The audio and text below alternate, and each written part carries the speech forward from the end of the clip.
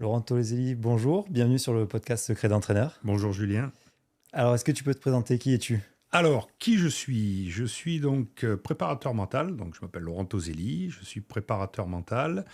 J'accompagne des entraîneurs, des athlètes de haut niveau, des managers, des chefs d'entreprise dans la réalisation de leurs performances sur le volet mental de la performance.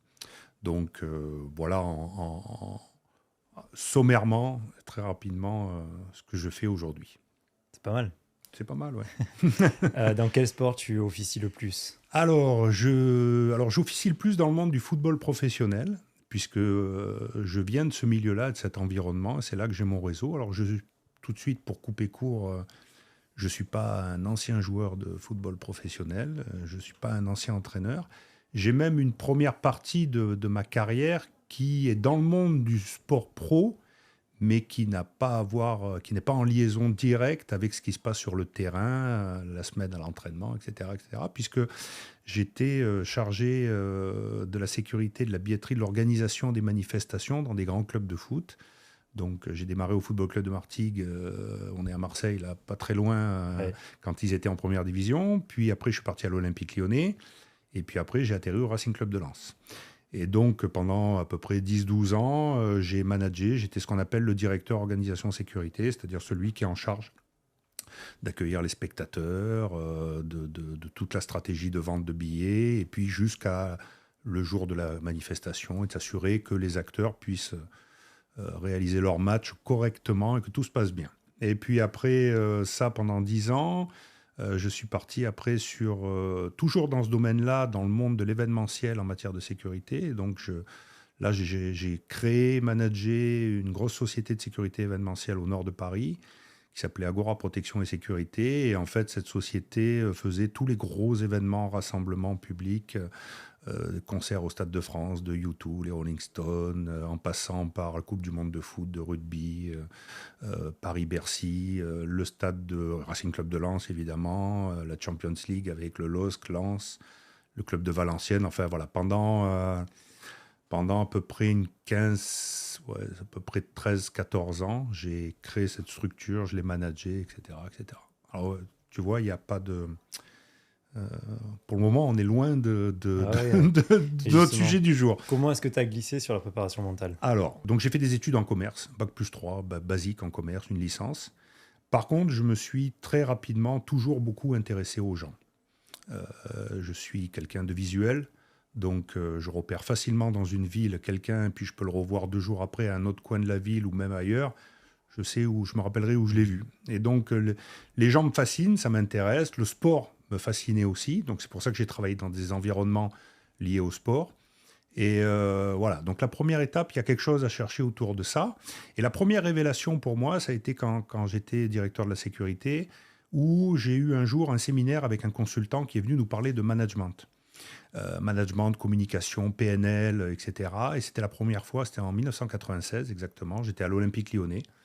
Et on avait ce séminaire avec tous les responsables sécu de France, parce que on est plus, il y a un responsable dans chaque Bien stade. sûr.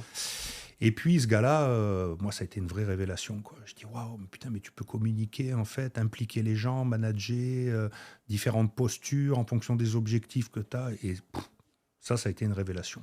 Donc j'ai plongé dedans. Ce monsieur s'appelait Philippe Poucteau. C'était un consultant, comme il y a plein de consultants, mais en 96, ça rentrait. Et là, ça a été la première révélation. J'ai dit, mince, dans ton métier, finalement, si tu veux être performant, il y a cet aspect-là qui est fondamental, parce que je manageais des équipes de 500 à 800 personnes sur des stades de foot, des concerts, des festivals, etc., avec des chaînes de commandement, des superviseurs, des chefs d'équipe, etc. Donc, tu as intérêt à préparer ton truc et à savoir emmener tes équipes, les impliquer Mm. pour les emmener vers le fait que on maîtrise la manifestation et qu'on ne soit pas débordé, quoi. Quand j'étais au Racing Club de Lens, j'ai connu une très belle période de 98 jusqu'à 2002 à peu près, où moi je suis arrivé juste après le titre de champion de France et où ils ont gagné l'année la Coupe de la Ligue, demi-finale de la Coupe d'Europe en UEFA, etc. Donc vraiment une belle période.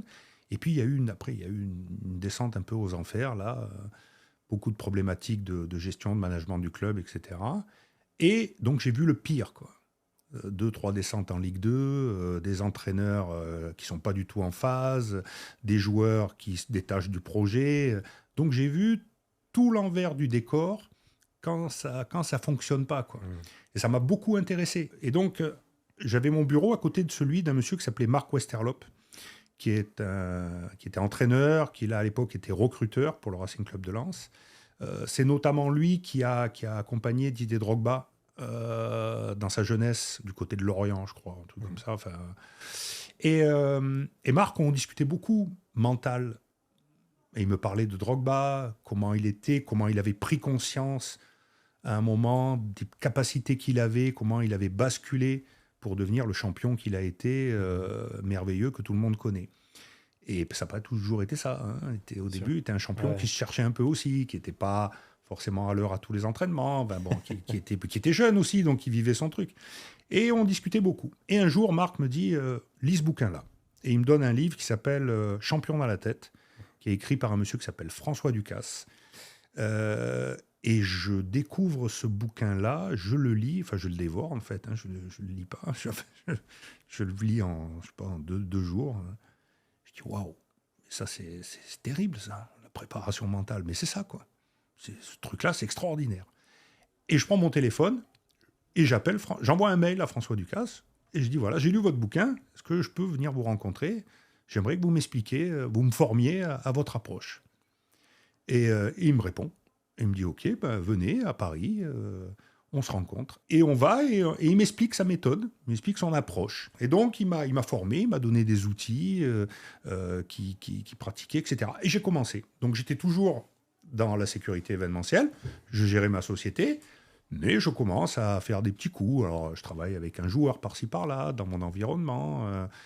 Puis je fais une plaquette. Ça se monte comme ça jusqu'au jour où j'ai un coup de fil d'un directeur de club de foot en deuxième division de Brest qui m'appelle et qui me dit voilà, on est 19e du championnat sur 20 ou 18e, je ne sais plus, on est aux fraises, on n'y arrive plus. Est-ce que j'ai vu votre plaquette, c'est super bien fait. Franchement, pourquoi pas? Je dis écoutez, pas de souci. Hein. Je dis moi, elle me dit vous voyez les choses comment Comment vous voyez ça? Je dis, écoutez, moi, il faut que je parle à votre entraîneur. Aujourd'hui, il faut que je discute. Il dit, vous voulez pas voir le groupe et tout? Je dis, non, moi, votre entraîneur. Vous, le président et votre entraîneur. C'est les trois personnes qui sont fondamentales. Donc, il appelle l'entraîneur, qui était Alex Dupont, qui est un entraîneur assez connu du foot, qui a été, je crois, vainqueur de la Coupe de France, Coupe de la Ligue, etc., qui a fait une belle carrière. Hein. Puis, un jour, il m'appelle. Il dit, voilà, je suis Alex Dupont, Bon, comment vous allez faire? Je dis, attendez, moi, je voulais juste vous poser une question. Est-ce que vous pensez que votre équipe actuellement, avec le potentiel technique, physique et tactique qu'elle a, si on enlève tous les problèmes qu'elle a en ce moment, tout ce qui parasite, tout ce qui gêne, si on lui enlève ça, que demain matin on se réveille, il n'y a plus de problème, est-ce qu'elle a la capacité d'un point de vue purement du jeu, donc composante technique, tactique et physique, pour rester en première division? Il me dit, en seconde division. Il me dit, mais évidemment. Il dit, mais oui, 20 fois. Je dis, OK, on peut commencer quand vous voulez. Et puis je débarque à Brest 2 jours après, en milieu de semaine. Et donc je rencontre le président, je rencontre l'entraîneur, je rencontre le directeur. Et je leur dis, voilà, j'existe pas. Comme ça, on va pas faire. Parce que là, vous êtes parasités. Vous êtes parasités par pas de résultats, les joueurs, les agents, la presse, les supporters, l'environnement, la mairie. Comme tout le monde sent que ça sent mauvais, au lieu de recentrer les débats, tout le monde y va. Donc j'ai dit vraiment, ce qui est important, c'est de recentrer les choses. J'ai dit, Monsieur Dupont, vous êtes là pour créer une bulle avec vos joueurs, pour se recentrer sur la perf. Comment on fait pour être performant, pour redevenir performant? Et vous, président et directeur, vous êtes là pour créer une bulle autour de Monsieur Dupont, qui est la bulle du club, pour que vous n'ayez pas de parasites qui viennent vous gêner. Voilà. Et on va travailler comme ça. Et donc, je fais entretien avec Alex Dupont, on discute, on prépare une causerie qui est censée remobiliser tout le monde, etc. Et il y a le premier match qui arrive 3 jours après. Et il gagne 1-0. Le dimanche matin, le directeur m'appelle, dit bon, vous arrivez quand? Mardi, mercredi, pour la suite, on continue? Et c'est parti, quoi. Et il gagne 3 matchs d'affilée. Parce que quand ça va pas, il y a un truc qui est important. C'est quand tu as des situations comme ça, où c'est parasité, si tu viens rajouter encore quelque chose, si j'étais venu, que j'avais dit je rencontre les pros, qu'est-ce qu'ils vont faire les pros? Ils vont prendre leur portable. c'est un ancien pro, c'est pas un ancien pro. Déjà, c'était pas ancien pro, hop, 50%, ils te mettent de côté. Après, il y a son discours, pas son discours. Et en fait, le temps qui se pose ces questions-là, on va pas vers l'essentiel. Donc c'est pour ça que pour moi, c'était l'entraîneur qu'il fallait aller voir le premier. Parce que c'est lui. Et en plus, c'est lui, tu vas décrédibiliser l'entraîneur. Ça veut dire que demain, moi je suis entraîneur et il y a un mec, les gars, écoutez-le, lui, il va vous parler. Et grâce à lui, vous allez performer. Oui, ben toi, alors tu sers à quoi?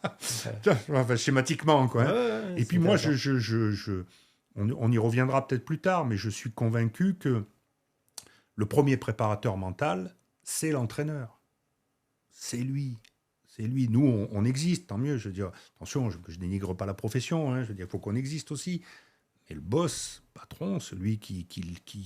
Après, il a des praticiens autour de lui, comme dit Onesta, manager de compétences. Il se définissait comme un manager de compétences. Quelqu'un qui a des gens autour de lui qui lui permettent de lui emmener des compléments. Mais à un moment, le patron, ça reste celui qui décide in fine, quoi.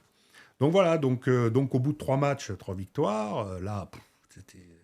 Le gars, c'est un magicien, quoi. Hein. Je pense que j'aurais pu demander un petit truc, une statue, quelque part à Brest, ça passe, quoi, tu vois. Non, je déconne. Mais, mais c'était... Non, mais pourquoi tu l'as pas demandé, cette statue? Non, parce qu'il ne faut pas se tromper non plus, chacun à sa place. Non, mais tu vois, c'est très, comment dire, ça va vite, quoi.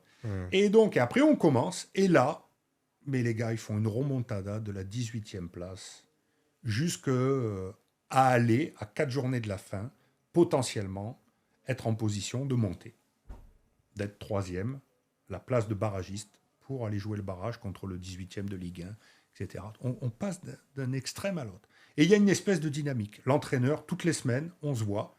Donc je suis à Brest toutes les semaines, enfin toutes les semaines, tous 15 jours. Et on parle, et on prend, voilà. Il verbalise, voilà. Alors, comment ça s'est passé, tac, par rapport au projet, ce que vous avez mis en place, les valeurs, on a fait ressortir les valeurs fortes et tout.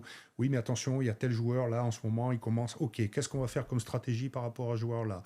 Vous allez le voir en individuel, comment vous voyez les choses? Je vois les choses comme ça. Oui, mais attention, la dernière fois, vous m'avez dit ça. Tu vois. Et je fais, en fait, son miroir, quoi. Je fais son miroir, mais comme je dis souvent, pas le miroir... pas le miroir qui te dit c'est toi le plus beau, etc., etc. Le miroir qui te renvoie tes vérités, ou des fois tes contre-vérités, ou des fois qui ne fait pas plaisir, quoi. Et donc c'est super intéressant parce qu'on passe vraiment des bons moments. Et puis performance, ça monte. Et la petite histoire, c'est qu'à l'époque, je suis encore à Lens, à Agora, et la filiale du Racing Club de Lens. Et la petite histoire, c'est que, alors maintenant je peux le dire parce qu'il y a prescription, c'est qu'ils arrivent pour jouer à Lens, l'avant-dernier match de la saison, et si Lens gagne, ils montent en Ligue 1. C'est Antoine Camboiré, l'entraîneur. Et il y a un plateau, il y a une scène qui a été montée au bord du terrain pour le groupe qui va venir jouer. Enfin, à Lens, tout le monde est persuadé que ça va monter. Et moi, je suis à Brest. Donc Alex Dupont me dit... Le traître. Ouais, tu vois, donc évidemment, je dis à personne, hein. Et dans mon double activité. Et donc, Alex Dupont me dit, mais bon, il me dit, cette semaine, on ne fait pas de séance. Je dis, écoutez, d'abord, je pense que vous n'avez plus besoin de moi. Maintenant, c'est lancé, l'affaire. Et puis, deux, moi, je sais que les Brestois, ils vont arriver, mais ils sont comme ça, quoi. Parce qu'ils volent, les gars. Ça fait comment dire, ça fait 3-4 mois qu'ils volent.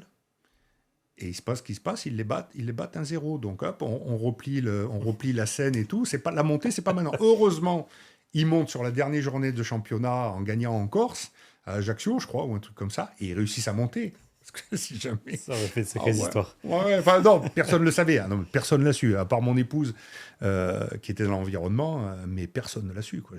J'avais dit à personne...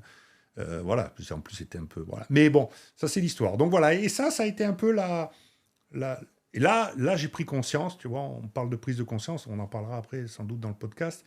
Là, j'ai pris conscience, j'ai dit merde, ça fonctionne ce que tu fais, quoi. Finalement, Et justement, qu'est-ce que tu mettais en place concrètement avec l'entraîneur de Brest? Parce que j'ai l'impression un peu de ce que tu dis, c'était un mélange de préparation mentale et de management. Ouais. Donc, oui. Qu'est-ce que tu faisais Alors, il y avait un temps d'abord de verbalisation. C'est-à-dire que la première étape, c'était d'ouvrir les mots, la parole, de lui donner la parole et qu'il explique. les choses sur lesquelles il était content, les choses sur lesquelles il n'était pas Par rapport au content, groupe, par etc. rapport à... Oui, par rapport Ouais, au groupe, par rapport à ses joueurs d'accord. individuellement. On a fait un état des lieux au début. Hein. Un état des lieux au début, il m'a dit lui, il est bon, lui, il n'est pas bon. D'ailleurs, il avait un joueur que je ne citerai pas, il disait non, mais lui, c'est lui le problème. Sauf que ce joueur-là, à la fin de la saison, c'est lui qui était le meilleur, et c'est lui qui a porté toute l'équipe. Et après, même s'il l'aimait pas, parce que je pense qu'il l'aimait pas, à la fin, il a dit quand même, ouais, je reconnais que. Donc non, il y avait un temps de verbalisation, c'est-à-dire de questionnement, d'écoute, pour. Il fallait comprendre son environnement, où il en était, qu'est-ce qui se passait, pourquoi ça marchait pas, qu'est-ce qui se passait pendant les matchs, lui, quel discours il avait, quelle posture il avait, etc., etc. Donc vraiment un Ok. premier temps où on se met vraiment à l'écoute. Moi d'ailleurs, aujourd'hui en prépa mentale, c'est ce que je fais.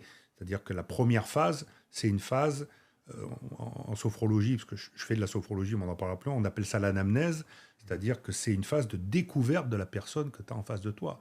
Mais pas uniquement de découverte sur j'ai pas confiance en moi dans tel domaine. Oui, ça c'est ce pourquoi je viens. Mais après, comment ça se passe concrètement? Si c'est pour un athlète, par exemple, c'est comment tu vis, comment tu manges, comment tu dors, quelles sont tes relations en dehors, tes relations dedans, tes points forts, Mhm. tes axes d'amélioration, etc., etc. On essaye il faut comprendre l'individu, parce que des fois, on peut venir pour une problématique, et puis finalement, on met à jour quelque chose après en discutant comment dire, qui est beaucoup plus fort et qui est la vraie raison pour laquelle on vient. Ouais, je vois ce que tu veux dire. Ah oui, parce qu'il faut bien se dire que on se raconte tous des histoires, hein. Tous les êtres humains. On a cette capacité à se dire non, mais moi, bon, j'ai un gros problème de confiance en moi. Et puis, quand on gratte un peu derrière, eh ben, finalement, c'est peut-être pas tant un problème de confiance en soi, c'est peut-être un problème de concentration, c'est peut-être autre chose. Bah, donc, encore une fois, on vient avec ce qu'on veut bien donner, mais peut-être que c'est pas exactement ce pour quoi on pense être là. Donc, voilà, première étape, verbalisation. Euh, Après, deuxième étape, ça a été. Après, là, oui, j'ai plus fait rentrer un aspect managérial où, en fait, quand il m'a verbalisé tout ce qu'il avait à me dire sur son groupe, j'ai compris que, grosso modo, il avait un peu lâché la barre du navire, quoi. Donc, en fait, je lui ai fait prendre conscience qu'il fallait la reprendre. Et pour la reprendre, là, on est allé sur des techniques de management. C'est-à-dire de dire, on va prendre un temps où vous allez d'abord faire verbaliser vos joueurs. Il faut qu'ils parlent en groupe, que chacun explique, comment dire, quels sont les ingrédients dont on a besoin pour remonter, quelles sont nos valeurs, les choses. Voilà. Donc, vous allez les laisser s'exprimer. Vous aurez préparé les deux, trois valeurs fondamentales que vous connaissez, dans lesquelles les joueurs vont se retrouver. Mais vous les aurez préparées, et quand ils auront fini de verbaliser, vous allez sortir ces deux, trois valeurs-là. Et puis après, on va prendre un engagement tous ensemble, c'est de dire si on respecte ces valeurs-là et qu'on met en place des choses concrètes quotidiennement, eh ben, on a un maximum de chances de pouvoir de nouveau performer. Donc là, on était vraiment plus sur un aspect, sur un aspect managérial des choses, c'est-à-dire d'essayer de à nouveau réimpliquer tout le monde dans un objectif commun, et l'objectif commun était de se maintenir. Donc, on est allé au-delà, parce que de se maintenir, on est allé presque jusqu'à peut-être pouvoir remonter. Ça s'est joué à 2-3 journées de la fin. Voilà. Donc, mais c'était, voilà, il y avait vraiment ces deux étapes-là. J'ai pas véritablement utilisé de techniques de prépa mentale autres comment dire, que simplement pouvoir verbaliser les choses et pouvoir comment dire, après les retranscrire aux joueurs d'un point de vue managérial. Tu Ouais, tu vois? as mis en place une phase d'écoute. Et après, Ouais, bah, ce que tu disais, définition d'un plan par rapport à un voilà, voilà. objectif. Mais j'ai pas eu besoin de travailler l'ancrage avec le coach, tu vois, sur Bien quelque sûr. chose de. J'ai pas eu besoin de définir un objectif. L'objectif, il était, tu vois, voilà. Donc, sur une séance classique de prépa mentale avec un athlète, par exemple, où on va travailler peut-être sur une définition d'objectif, où on va travailler sur un problème de confiance, où on va travailler sur une modification du discours interne, tu vois, changer un discours négatif en un discours positif, comme je peux le faire avec des athlètes. Là, on était sur une phase de verbalisation et de conscientisation des choses. En fait, je l'ai emmené à prendre conscience que le navire, il partait et que lui, il avait la capacité de le redriver. Et après, donc, il y a eu cette première réunion où on a défini un truc ensemble. Il l'a fait à sa sauce. Il n'a pas fait exactement ce qu'on avait prévu, mais derrière, il y a eu le résultat. Et de là est parti. Voilà. Et après, on faisait des entretiens qui étaient des entretiens où je sais qu'on avait eu une espèce de fil rouge. Comme les gars étaient accrochés à ce fil rouge, à cette histoire de navire, oui, c'était ça, je me rappelle. Ouais. Le fil rouge, c'était le navire. Et je disais, bon, ben voilà, on a passé 3 matchs. Il va falloir féliciter l'équipage pour la belle, parce on a pris 3 belles tempêtes. Et ça a tenu. Toutes les réparations que vous avez faites, toute la manière dont vous avez impliqué les joueurs, ça a tenu. Donc, il faut les féliciter là. Mais par contre, j'ai dit, maintenant qu'ils savent qu'ils sont capables de naviguer dans la tempête, il va falloir leur faire comprendre que la navigation qui arrive, c'est beau temps, vent de, je suis pas marin, mais vent de dos, et on y va, on trace. Donc après, ils se sont transformés en mecs qui ont peur de réussir, ou peut-être qu'ils se disent, ah putain, il y a une probabilité entre on se gaufre à nouveau et qu'on continue de descendre. D'un coup, ils sont devenus des marins de plus en plus aguerris. Ils ont réparé le bateau il allait de plus en plus vite, le ciel s'est éclairci autour d'eux, le soleil est apparu, le bon vent, et ils ont filé, quoi. Ouais. Et là, bing, bing, bing, ils ont enclenché les matchs, ils sont allés gagner chez les premiers, chez les deuxièmes, et tac, tac, tac. Tu vois, donc il y a cette espèce... Et je me rappelle, au tout début, je lui avais dit, il va falloir, dans le discours, et ça l'avait frappé, mais il a dit, il va falloir prendre vos joueurs et leur dire la chose suivante, enfin, avec ces mots, hein, leur dire, voilà, notre bateau, il va pas bien. Vous avez plusieurs options. Vous pouvez aller vous cacher au fond de la cale. Ça n'empêchera pas qu'on coulera. Il y en a certains, ils peuvent sauter du bateau. Vous pouvez le quitter et essayer de nager tout seul pour rejoindre la rive, mais vous vous ferez croquer à un moment ou à un autre. Donc, on ne peut s'en tirer que nous-mêmes, nous tous, ensemble. Il ne peut pas y avoir de gens qui ramènent ça. Ouais, mais moi, je joue pas. Ouais, mais coach, moi, je vois le jeu comme ça. Non, non, là, on est dans l'urgence, là. Et il y a une tempête qui arrive. C'est le premier match de la première fois où il y a une grosse tempête qui arrive. Soit elle nous fait couler. C'est pour ça que je te disais que si ce match-là avait été perdu, fin de l'histoire. Hein, Monsieur Toselli, merci, au revoir. Allez, rentrez chez vous. Retournez faire de la sécurité. Tu vois.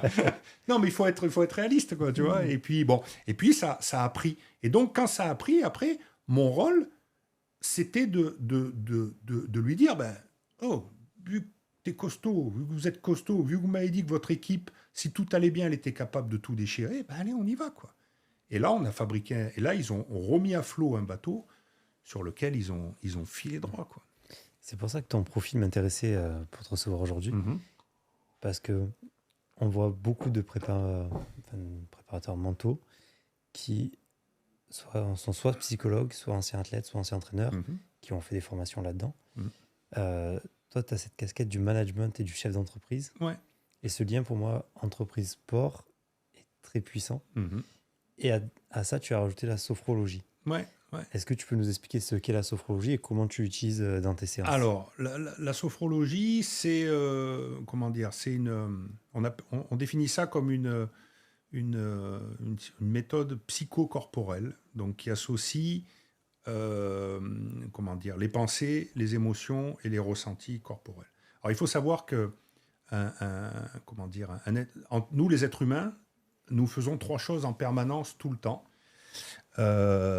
Associés, dissociés, mais enfin, nous n'arrêtons pas de les faire. Nous n'arrêtons pas de penser, de ressentir des émotions et d'agir. Voilà. Là, en ce moment, je te parle. En même temps que je te parle, je pense à ce que je vais te dire. Je ressens aussi des émotions parce que j'ai plaisir à être là, etc. Et ça, voilà. Et puis, j'agis. Ben, tu vois, je bouge mes bras, je prends mon verre, je bois un coup, enfin, bref, etc. Donc, ça, c'est les choses que nous ne cessons de faire en permanence. Et donc, pour expliquer la sophrologie, moi, j'aime bien prendre souvent un petit exemple d'un athlète. D'un athlète de haut niveau, on va l'appeler Tom, par exemple. Tom, joueur de foot, avec gros potentiel. 21 ans, il existe. Il a existé, enfin il existe toujours. Mais à l'époque, je te parle, il existait. Donc Tom, c'est le joueur dont tout le monde dit, waouh, lui, court vite, techniquement, tactiquement, c'est un potentiel de fou. Le problème, c'est qu'en ce moment, il ne met pas un pied devant l'autre. Ah, ok. Et on lui dit à Tom, le coach, le directeur sportif, le président, l'environnement, les médias, Tom, il faut que tu te lâches, il faut que tu sois aie confiance en toi, le meilleur est à venir, et tatati, et tatata. Et ce qu'on ne voit pas, c'est que Tom, dans son dos, il a un petit sac à dos invisible. Et dans ce sac, il y met ses pensées, ses émotions, ses ressentis physiques, etc. Et plus on lui dit, tu dois, t'inquiète pas, etc., etc., plus on le charge dans son petit sac à dos. Et on lui rajoute des contraintes. Déjà que c'est dur, parce que le sac, il pèse, mais là, son sac, il pèse 40 kilos, quoi. Donc évidemment, quand ton sac à dos invisible, où il y a tout ça à l'intérieur, il pèse 40 kilos, bah, tu cours moins vite, tu sautes moins haut, tu es moins lucide, tu fais la passe au plus mauvais moment. Bref, tu joues de travers et il n'y a rien qui va. Donc, la sophrologie, si tu préfères, c'est déjà de prendre conscience qu'on a ça derrière nous. C'est-à-dire qu'on a des pensées, qu'on a des émotions, qu'on a des ressentis physiques et qu'on a la capacité à se reconnecter à ces choses-là. Parce que clairement, quand on va pas bien, quand il y a des problèmes de confiance, de stress, de concentration, de déconcentration, quand il y a des problèmes, enfin, quels qu'ils soient, quand on est parasité, qu'on est dans le négatif, c'est que forcément, il se passe quelque chose au niveau de nos pensées, au niveau de nos émotions, et ça agit sur nos comportements derrière. D'accord ? Si j'ai des pensées pour un athlète de haut niveau, constructives, positives, je vais bien, tout va bien, on va dire entre guillemets, j'ai confiance en moi, je suis beau, je suis fort, comment dire, je prends du plaisir, etc. J'ai que des pensées positives, je vais me construire une réalité facilitante. A contrario, si je n'ai que des pensées négatives, je doute, je me dis, ouais, mais est-ce que je vais y arriver? Est-ce que je vais pas y arriver? Lui, il est meilleur que moi. Et puis, oh, mais cette équipe-là, ils sont trop costauds, etc. Je crée des pensées négatives et je crée une réalité limitante. Donc ça, c'est la première étape. Après, on va vers les émotions. Évidemment, quand j'ai des pensées négatives, ce que je ressens, c'est de la peur, de la colère, de la crainte, etc. Donc forcément, in fine, quand j'arrive à la performance physique, eh ben, je le disais tout à l'heure, je cours moins vite, je saute moins haut, je suis moins lucide, je suis pas bon, je m'énerve, je mets le gros tacle qu'il faut pas, qui me fait sortir du jeu alors que mon équipe a besoin de moi, etc., etc. Et il y a des exemples célèbres là-dessus, mais on va pas en parler. et donc, et à contrario, mes pensées positives entraînent des émotions positives, de la joie, du plaisir, de la confiance, etc. Et je deviens comme ça. Voilà. Et donc la sophrologie, si tu préfères, c'est donc une méthode psychocorporelle où on associe de la respiration, de la contraction musculaire, du relâchement et de la visualisation. D'accord ? Alors je pourrais après t'expliquer une séance de sophro, si tu veux, rapidement, pour se reconnecter à ces choses-là. Tu vois ? Alors, comment se passe un protocole en sophrologie ? Il y a d'abord, moi je fais de la sophrologie, on a toujours un objectif. C'est-à-dire, je ne fais pas de la sophrologie juste pour dire j'ai un client qui vient tous les mois. Je veux dire, c'est pas le truc où tu fais de la sophrologie, bah ok, la semaine prochaine vous revenez. Enfin, c'est pas un truc de massage, quoi. Hein, tu vois, c'est pas juste bien-être, quoi. C'est quelque chose où on verbalise. Il y a la première séance, une anamnèse, comme je te disais, où on essaye de comprendre pourquoi la personne vient et quel est son environnement. Et on définit un objectif. On définit un objectif qui doit commencer par je veux, ou j'ai besoin de quelque chose de positif derrière. Donc, c'est par exemple, pour un athlète, ça va être j'ai besoin de ne. C'est pas je veux ne pas douter. Évidemment, c'est je veux avoir confiance en moi. Tu vois, il ne faut pas qu'il y ait de négation. Bien sûr. Dans quel contexte et avec un délai pour y arriver. 2, 3 mois, 4 mois. En général, ça ne va pas plus loin. Donc, on verbalise ça. Donc, après, il y a 3 phases. Il y a une phase curative, pardon. Une phase curative, c'est sur 2-3 séances. Ça peut être une, mais en général, c'est 2 ou 3. On va d'abord faire un travail pour vider tout le négatif. Parce que Quand quelqu'un vient te voir avec un problème de confiance, par exemple pour un athlète, ça a généré des pensées négatives, des émotions négatives chez lui. Il doute, il est en colère, il a peur, quel que soit, voilà, il a des pensées négatives en permanence. Et il te balance tout ça. Les premières séances, c'est chaud des fois, parce que les types, tu prends tout leur mal-être, etc., tout ça. Mais ça leur fait du bien, parce qu'ils verbalisent. Ça aussi, c'est très important. Donc, ils verbalisent. Donc, en fait, les séances curatives ont pour but de les faire qu'ils se vident. Parce que si tu veux installer de la confiance, il faut d'abord vider. C'est comme un verre où tu veux boire un bon vin et dedans, il y a la moitié, c'est un vin, c'est une piquette, un vin. Ouais, c'est du vinaigre. Bah, si tu mets ton bon vin sur le vinaigre, tu bois, ça reste toujours du vinaigre dégueulasse, quoi. Et ton bon vin, il a disparu. Donc, il faut que tu vides ton verre, il faut que tu le nettoies bien et que tu mettes ton bon vin dedans. Et c'est la même chose. Les phases curatives ont pour objectif de vider. Donc, à travers des exercices de tension, relâchement, respiration, etc., on va faire en sorte de d'abord vider. Puis, dans un deuxième temps, on va passer dans la phase préventive. Et la phase préventive, on va installer le bon comportement. La confiance, ramener de la confiance en soi, ramener de la concentration, développer sa concentration, etc. Là, pareil, 2-3 séances. Hein. Et puis, dernière séance de clôture. C'est la séance où tu sens que le gars, ça y est, il est arrivé, ou la fille, est arrivée, l'athlète. Et là, tu lui fais prendre conscience de tout ce qu'il a fait. Et tu reviens en arrière, tu dis, t'as vu, il y a 3 mois, tu étais au fond du trou. Et là, tu es devenu un champion de toi-même, quoi. Parce que tu les as reconnectés à leur ressenti physique, mentaux, émotionnel. Donc, il y a... Souvent, moi, je rentre par la prépa mentale, des fois dans des séances. Tu vois, j'ai eu une athlète dernièrement en athlétisme. Elle est venue pour de la préparation mentale. Donc, elle m'a conscientisé toutes ces choses. Et puis, je l'ai laissé parler. Et à la fin, je lui ai fait 2-3 petits exercices de sophro qui sont des exercices qu'on fait au tout début avec un objectif, c'est se détendre. Et en fait, je l'ai reconnectée à elle-même, quoi. Et en fait, quand elle est sortie de là, elle m'a dit, mais en fait, faut que je lâche prise, quoi. Vous m'avez fait lâcher prise, là. En fait, je me rends compte que je suis en train de me créer elle était blessée en plus, tu vois. Donc, je me crée un univers, voilà. Et donc, c'est ça. C'est comme ça que ça se passe. Donc, dans une séance, tu as ce qu'on appelle 2 temps. Un premier temps, c'est des exercices, ce qu'on appelle des exercices de relaxation dynamique. Ce sont des tout petits exercices de 2-3 minutes qui ont pour objectif... Alors, il faut que tu saches que chaque séance a un objectif. Okay. La première, c'est se détendre. La première, c'est celle pour découvrir. Si par exemple, tu ne connais pas la sophro, je te fais découvrir. La première séance qu'on va faire, on va faire se détendre. Donc, on va faire plusieurs exercices de relaxation dynamique pour se détendre. Je te les fais rapidement. Je ne me lève pas. Par exemple, pour se détendre, on va faire ce qu'on appelle un pompage des épaules. C'est-à-dire que debout, on va fermer les yeux, on va respirer, on va serrer les poings et on va faire des mouvements d'épaule de haut en bas en imaginant qu'on se prépare à relâcher toute la merde, toutes les pensées négatives, toutes les tensions, toutes les contrariétés, etc. Ça, c'est un premier exercice. Donc là, tu lâches, tu souffles, tu lâches et tu gardes les yeux fermés et tu accueilles les sensations. Donc le praticien te dit, accueillez vos sensations, sentez, voilà, laissez venir les choses à vous. Le fait de faire ça, qu'est-ce que ça vous fait ? Mais pas plus. Tu fais répéter ça 3 fois.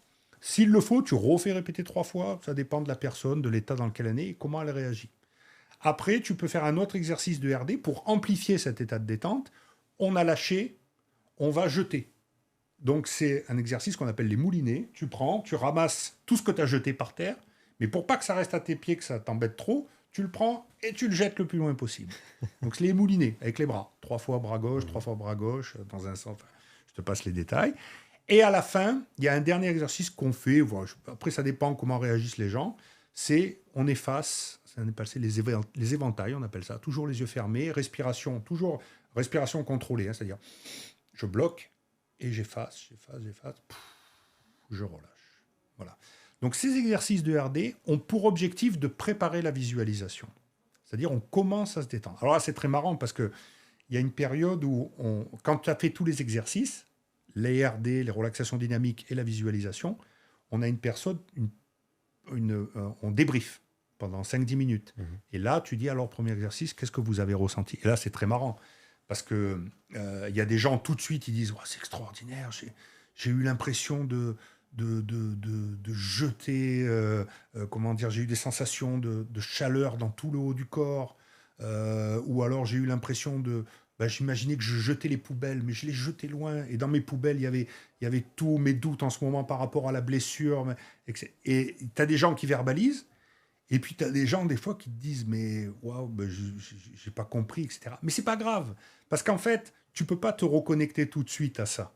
C'est-à-dire que des fois, il va te falloir 2, 3 séances pour que la personne vraiment comprenne. Parce qu'il y a des gens, ils sont tellement en prise avec la conscience que le fait de dire je fais ça, mais qu'est-ce qu'il fait ce clown là? C'est quoi ça? C'est débile. Alors il se voit en faisant ça, donc il se conscientise en se disant hé, regarde, tu fais ça. Et donc évidemment, il se marre parce que tu les vois. Moi, je garde les yeux ouverts pour avoir un œil bienveillant sur eux. Je les vois sourire. Je dis bon, lui, il a perdu l'exercice, tu vois, mais c'est pas grave. Et donc, une fois qu'on a fait CRD, on s'assoit sur une chaise, les pieds détendus, etc. Et là, on fait une visualisation. Donc, la visualisation de base pour se détendre, on imagine une détente du haut de la tête jusqu'au bas des pieds, en passant par toutes les parties du corps, un liquide agréable qui descend. Et donc, avec la voix, tu les emmènes à complètement se détendre. Donc là, c'est super, parce que des fois, il y en a des sportifs de haut niveau qui sont en prise toute la semaine avec la perf. Dans le foot, là, j'avais un gardien il n'y a pas très longtemps. En plus, il a été enlevé du poste de titulaire, donc c'est un mec qui s'investit énormément. Et le nouvel entraîneur qui est arrivé a dit non, c'est pas lui le titulaire, c'est un autre. Et il est même pas sur la feuille de match parce que l'entraîneur ne veut pas deux gardiens, il s'en fout, il préfère avoir un joueur. Donc le type, il est tombé d'une montagne, quoi. Et moi, je l'ai récupéré en séance de prépa mentale juste après ça. Et à un moment, je l'ai fait verbaliser et tout. J'ai dit non, mais là, il faut qu'on fasse un peu de sophro, on va se détendre. Et comme il avait déjà un peu fait que ça lui avait plu, je lui ai fait une séance. Et on a fait une sophro de base de se détendre. Et il s'est endormi, quoi. J'ai mis 3-4 minutes à le réveiller, quoi. Et quand je l'ai réveillé, j'avais un autre gars. En fait, il était tellement en prise avec sa conscience, sa colère, sa boule au ventre, tout ce qu'il avait fait, ça s'effondrait, etc., tout ça, que si tu fais une séance de prépa mentale classique là-dessus, qu'est-ce que tu vas lui dire? Ah, mais aie confiance, t'inquiète pas, ça va venir, le meilleur est pour demain, ils ont tous connu ça, les plus grands ont été mis sur le côté, mais un jour ils sont revenus, ils sont plus forts, ouais, mais non, le type il t'entend pas, quoi, il est là, il en peut plus, il est rouge, tu vois. Et là, donc j'ai dit, waouh, on va passer sur la sophro, et il s'est endormi, quoi. Et quand il s'est réveillé, il me dit, mais qu'est-ce que tu m'as fait? C'est un truc de fou. Et je le sentais apaisé, tout ça. Je dis, bon, maintenant, si tu veux, on va arrêter la séance là pour aujourd'hui. Et dans la semaine prochaine, on se revoit, on fait une nouvelle séance. Et là, on peut continuer, on peut commencer à parler de choses, tu vois. Donc, voilà. Donc, pour te dire, la visualisation, après, c'est la grosse partie. Ou après, tu vas mettre aussi d'autres choses. Alors, il y a des visualisations, par exemple, où tu vas travailler sur un geste technique. On peut très bien, par exemple, apprendre à un joueur à visualiser un geste technique. Le cerveau répète comment dire, évidemment ce qu'il voit, mais aussi des fois, on peut lui faire répéter un geste et faciliter l'apprentissage. Tu vois. Donc, à travers la visualisation, on va faire ça. On va faire des visualisations pour reprendre confiance en soi ou pour développer sa confiance en soi. On va faire revivre à la personne un moment de sa vie où elle a performé. En fait, qu'est-ce que tu fais? Quand un athlète vient te voir, ou un entraîneur, enfin, quand il y a problème, je parle quand il y a problème, qu'est-ce qui se passe? On a un voile devant. On ne sait plus qu'on a été bon. Non, il y a problème. On oublie qu'on a fait des bonnes choses, etc. Donc, le rôle de la sophro, ou de la prépa mentale et de la sophro en complément, c'est un moment de dire hey, tu as la capacité à te reconnecter. Ce qui est passé, on va le mettre de côté. Et tu as la capacité à aller chercher un souvenir que tu avais avant, à le faire, à le visualiser et à prendre conscience que ce que tu as fait il y a 1 mois ou 6 mois, tu es capable de le refaire. Parce que quand c'est compliqué, quand c'est tendu, on a un voile, on est perdu, on est parasité. Tu vois. Donc si tu n'apprends pas à prendre du recul, à te calmer, à te poser, etc. Voilà. Donc c'est un peu, avec la sophrologie, tu vas un peu plus loin dans la capacité de connexion, tu vois, et pareil, à reprendre le contrôle. Et te reconnecter au moment présent et enlever l'imaginaire potentiellement négatif. Complètement. Et puis remettre un discours, remettre quelque chose de positif. J'ai eu une fois une expérience avec un jeune joueur. jeune joueur de très bon niveau, centre de formation dans le football, etc. Il vient me voir, il fait une séance. Ses parents me disent, voilà, il n'a pas confiance en lui dans le football, sur les gros matchs, bon, du classique, hein, très bon sur tous les petits matchs, très difficile sur les gros matchs. Ok, je dis pas de problème. Bon, puis il y a l'école aussi, l'école manque de confiance aussi. Ok, bon. Donc je fais une première séance. Alors je fais une anamnèse. Alors comment ça va? Comment ça se passe? Ouais, c'est quoi cette confiance? Bah ouais, quand il y a les gros matchs, je doute, je suis moins performant, je perds mes moyens. Bon, il m'explique tout. Ok, après je pars sur d'autres choses. Je dis comment sommeil, tu dors bien? Ouais, ça va. Douleur, tu as des douleurs peu spécifiques? Non, non, pas de douleur. Ok, alimentation, comment ça se passe? On parle sur, tu vois, on part sur tous les trucs. Je lui fais verbaliser tout ça. Et puis, un moment, on arrive sur l'objectif. Qu'est-ce que tu veux? Bah, je veux avoir confiance en moi dans les matchs importants. Voilà, je me donne 2 mois pour y arriver. Ok, très bien. Et je dis, alors, quand tu as fait ça, quand tu fais définir un objectif, tu les amènes à aller chercher une ressource pour commencer à travailler sur l'objectif. Donc je lui dis, est-ce qu'il t'est déjà arrivé, est-ce que tu as connu une situation où dans un gros match, tu étais en pleine confiance? Elle me dit oui. Il y a 5 mois en arrière, on a joué contre telle équipe, grosse équipe du championnat première du... Et puis j'ai fait un match extraordinaire. Je dis, ouais, explique-moi comment c'était. La veille, qu'est-ce que tu as fait? Ah, ben la veille, j'ai fait ça, tac, tac, tac. Voilà, j'ai préparé mon sac. Le matin, j'ai pris tel petit déjeuner, truc. Puis après, je sais plus, il me verbalise 2, 3 petites choses. Mais c'est un jeune, hein, donc il a pas on n'est pas encore sur une routine de sportif de très, très haut niveau. Mais c'est un jeune qui est en construction. Je dis, OK, donc il m'explique tout. Je dis, OK. Et je dis, mais qu'est-ce que... Et là... Le fait de m'expliquer tout ça, je sens que plus il m'en parle, plus à la fin, je regarde, je dis, ben alors, qu'est-ce qu'on fait? Il me dit, je peux essayer de remettre en place ça pour le coup prochain, si tu veux. Ouais, c'est créer une forme d'ancrage et de rituel Exactement. qui permettent de mettre dans une bonne condition. Ouais, je l'ai fait se reconnecter à quelque chose qu'il avait vécu. Et en fait, comme il était parasité, il ne voyait pas. Il était enfermé dans ça. Donc en plus, s'il avait un entraîneur, qui je pense était le style, qui lui disait, mais non, vas-y, aie confiance, c'est tous les trucs bateaux qu'on dit là, tu vois, aie confiance, ça va aller, t'inquiète. Ou alors, tu sais, si comment dire, si t'as pas confiance, tu n'y arriveras jamais. Tu vois. Bon, ok, super. Ça fonctionne, quoi, tu vois. Et donc, voilà, il s'est reconnecté. Il a pris conscience. La petite histoire, c'est que je le revois en deuxième séance et on a travaillé sur l'angoisse à l'école parce qu'en fait, c'était l'angoisse à l'école qui était plus forte. Et le foot, c'était réglé. Le match d'après, c'était réglé. Il y avait un match contre une grosse équipe et on n'a plus jamais parlé de foot.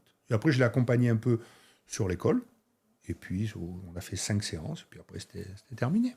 Tu vois? Donc, c'était cette notion de... Moi, j'aime bien cette notion de reconnexion. Et la sophrologie m'aide aussi à ça. C'est-à-dire qu'à un moment, il y a 2 aspects dans une séance de prépa mentale. Il y a un aspect où tu conscientises les choses, on met des mots sur les choses, on peut utiliser des techniques, définition d'objectifs et tout. Mais tu peux pas dire... Quelqu'un qui vient, qui dit « j'ai un problème de confiance », tu vas pas dire « bon, on va prendre tel outil parce que c'est tel outil pour la confiance ». Il faut d'abord verbaliser pour voir comment elle se caractérise, cette chose-là. Qu'est-ce qu'il y a derrière et qu'est-ce qu'il y a dans le sac à dos, comme tu disais tout à l'heure. Exactement. Qu'est-ce qu'il y a dans le sac à dos? C'est quoi les émotions? C'est quoi? Tu vois, donc ça va plus loin. Donc il y a une partie consciente et il y a une partie où il faut travailler sur l'inconscient. En sophrologie, on dit souvent, quand les gens ils sont entre l'état de conscience et de sommeil. Il y a un état là qu'on appelle l'état sophroliminal. C'est là où on parle à l'inconscient. C'est là où on reconnecte. C'est une forme d'hypnose. Oui. Okay. D'ailleurs, c'est très lié à l'hypnose et c'est peut-être l'objet de mes futures formations aussi. Tu vois, je réfléchis, j'essaye de me former en permanence. Et je pense que j'irai faire un tour du côté de l'hypnose. Ouais. Je te donnerai des bonnes adresses. Ça va, volontiers. Ouais. Jonathan, si tu nous écoutes. Quelle est la limite entre ta prise en charge en sophrologie et la psychologie traditionnelle? Est-ce que ça t'arrive d'envoyer des athlètes justement voir un psychologue ou... Oui. La psychologie, c'est quand je pense que quand les gens sont trop en prise avec la conscience, et que j'arrive pas à les faire, à les reconnecter à leur ressenti, etc., tout ça, et que c'est très profond, là, je le sens. J'ai eu quelqu'un dernièrement, un entraîneur, je pense on a fait des choses, il a touché un peu des choses en prépa mentale, et, avec des petites choses pour se reconnecter, justement. Mais il me l'a avoué après, il y a une grosse partie de lui où voilà, on a dit non, la première case, ça va être une case psychologue, quoi. Parce qu'il faut gérer des trucs très profonds.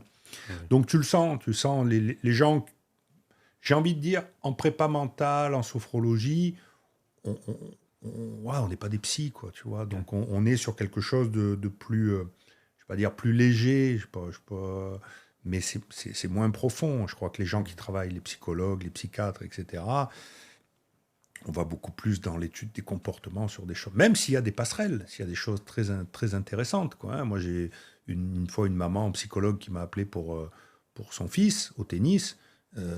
Et en fait, à la fin, on a verbalisé que son fils, il voulait pas faire de tennis, quoi, mais que c'est sa mère qui se rêvait au tennis. Elle était psychologue, hein, tu vois, donc voilà, mais elle n'y arrivait pas. Et elle avait entendu parler de moi, et puis finalement, son fils, ce qu'il voulait, c'était être pilote de l'air, ou enfin pilote de chasse, ou un truc comme ça. Et c'était ça sa passion, quoi. Et sa mère, elle était là, tennis, ouais, il performe pas au tennis. Et puis on a verbalisé, le gamin, il me dit, non, mais moi, tennis, m'en fous, quoi. Tu vois, donc voilà. Mais non, mais après, c'est quand c'est très profond, quand ça va chercher au cœur, là, il faut comment dire, ouais, là, je pense qu'il y a des praticiens. Moi, je ne m'aventure pas, ouais, complètement. D'ailleurs, il m'est arrivé, hein, d'avoir des gens, des athlètes, ou même parce que je fais aussi des gens qui ne sont pas forcément athlètes, où bah, tu sens, tu fais 1, 2, 3 séances, et puis ça accroche pas, quoi. Voilà. Et tu parlais aussi que tu prenais en charge des entraîneurs. Oui. Dans quel cadre? Est-ce que c'est eux qui te démarchent? Comment ça se passe? Qu'on entend beaucoup la préparation mentale pour les athlètes. Ouais. Pour les entraîneurs, je ne vais pas dire jamais, mais c'est très rare. Ah ouais, c'est très rare, alors que... C'est nécessaire. Oh, mais c'est plus que nécessaire. C'est plus que nécessaire. Non, comment dire, oui, c'est ça. Moi, je suis un peu dans un environnement. Donc, j'ai eu des entraîneurs qui m'ont appelé pour préparer des fins de compétition, à l'approche de compétition, d'autres qui étaient en situation de difficulté, voilà. Et puis, j'ai développé une formation qui associe management et prépa mentale, on pourra en parler après, où là, bah, je donne des clés, des outils aux entraîneurs, parce que ce sont eux les premiers acteurs, et parce que eux aussi supportent le poids de tout, quoi. Ils font face d'abord à une nouvelle génération qui arrive aussi, donc il faut s'adapter. Ils ont la pression du résultat, et dans certains cas, ils sont préparateurs physiques, ils doivent agir sur le mental, le technique, la tactique, si c'est pas s'occuper des... Parce qu'on parle du haut niveau, mais parlons pas que du haut niveau, c'est pas s'occuper des équipements et de comment on va aller de tel point à tel point, enfin bref. Donc, moi, je reviens sur Honesta, parce que j'aime beaucoup la notion de manager de compétences, quoi, voilà. Donc ces gens-là, évidemment qu'ils ont besoin d'un accompagnement, quoi. De pouvoir eux aussi verbaliser des choses, de pouvoir se dire, bah, finalement, peut-être que là, j'ai pris cette option-là, mais peut-être qu'il y a d'autres options autour de moi. Et d'ailleurs, je pense qu'aujourd'hui, tous les entraîneurs qui performent, à quelque niveau que ce soit, je pense, ont tous... vont tous chercher dans ce domaine-là. Alors, je ne dis pas qu'ils ont tous un préparateur mental, mais ce que je veux dire, c'est que soit ils ont lu des bouquins, soit ils ont été formés, soit ils ont une personne ressource qui est manager dans une entreprise, qui maîtrise la PNL, et puis hop, ils le font intervenir pour eux, etc. Ouais, d'ailleurs, je crois que il y a beaucoup d'entraîneurs qui en parlent, qui disent que Mourinho avait un mentor dans une université en psychologie, je crois, au Portugal. Claude Onesta, dans son livre, en parlait. Je crois qu'il a une personne référence aussi en matière de développement personnel, de management ou de PNL. Enfin, mais il y a quelqu'un qui a compté pour lui et qui l'a aidé, qui lui a donné des clés. On a tous des mentors et des référents, quoi, voilà. Donc évidemment, l'entraîneur, il a besoin de verbaliser. Lui aussi, il se peut qu'il n'ait pas confiance. Lui aussi, il se peut qu'il soit en colère. Lui aussi, il se peut que, comment dire, il n'arrive pas à faire passer ses messages. Il n'arrive pas à impliquer son équipe, l'emmener, créer la synergie pour emmener tout le monde vers le... C'est pas simple, ça. Ouais. Quand tu es dans le sport de haut niveau, surtout des sports collectifs, mais le sport individuel aussi, et que tu emmènes tout le monde vers le résultat final, et que tu es à 2, 3, 4 journées de la fin, et que tu sais que tu vas être champion, ou alors tu vas performer, et puis qu'il y a l'agent de tel joueur qui commence à te dire « Ouais, mais attends...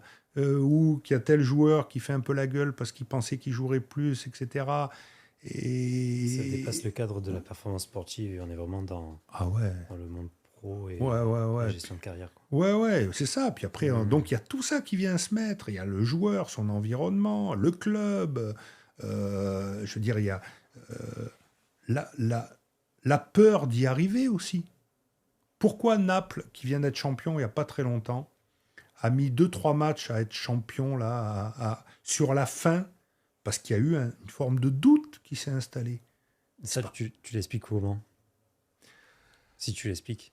Alors, je l'explique comment? Je pense que je l'explique dans l'aspect conscientisation des choses. C'est-à-dire au début, Naples, j'aime bien cette équipe, pour ça que j'en parle, je regardais de l'extérieur. Tu prends au début, ils créent une alchimie. Bon, d'abord, ça fait 2-3 ans qu'ils ont créé une espèce d'alchimie, là.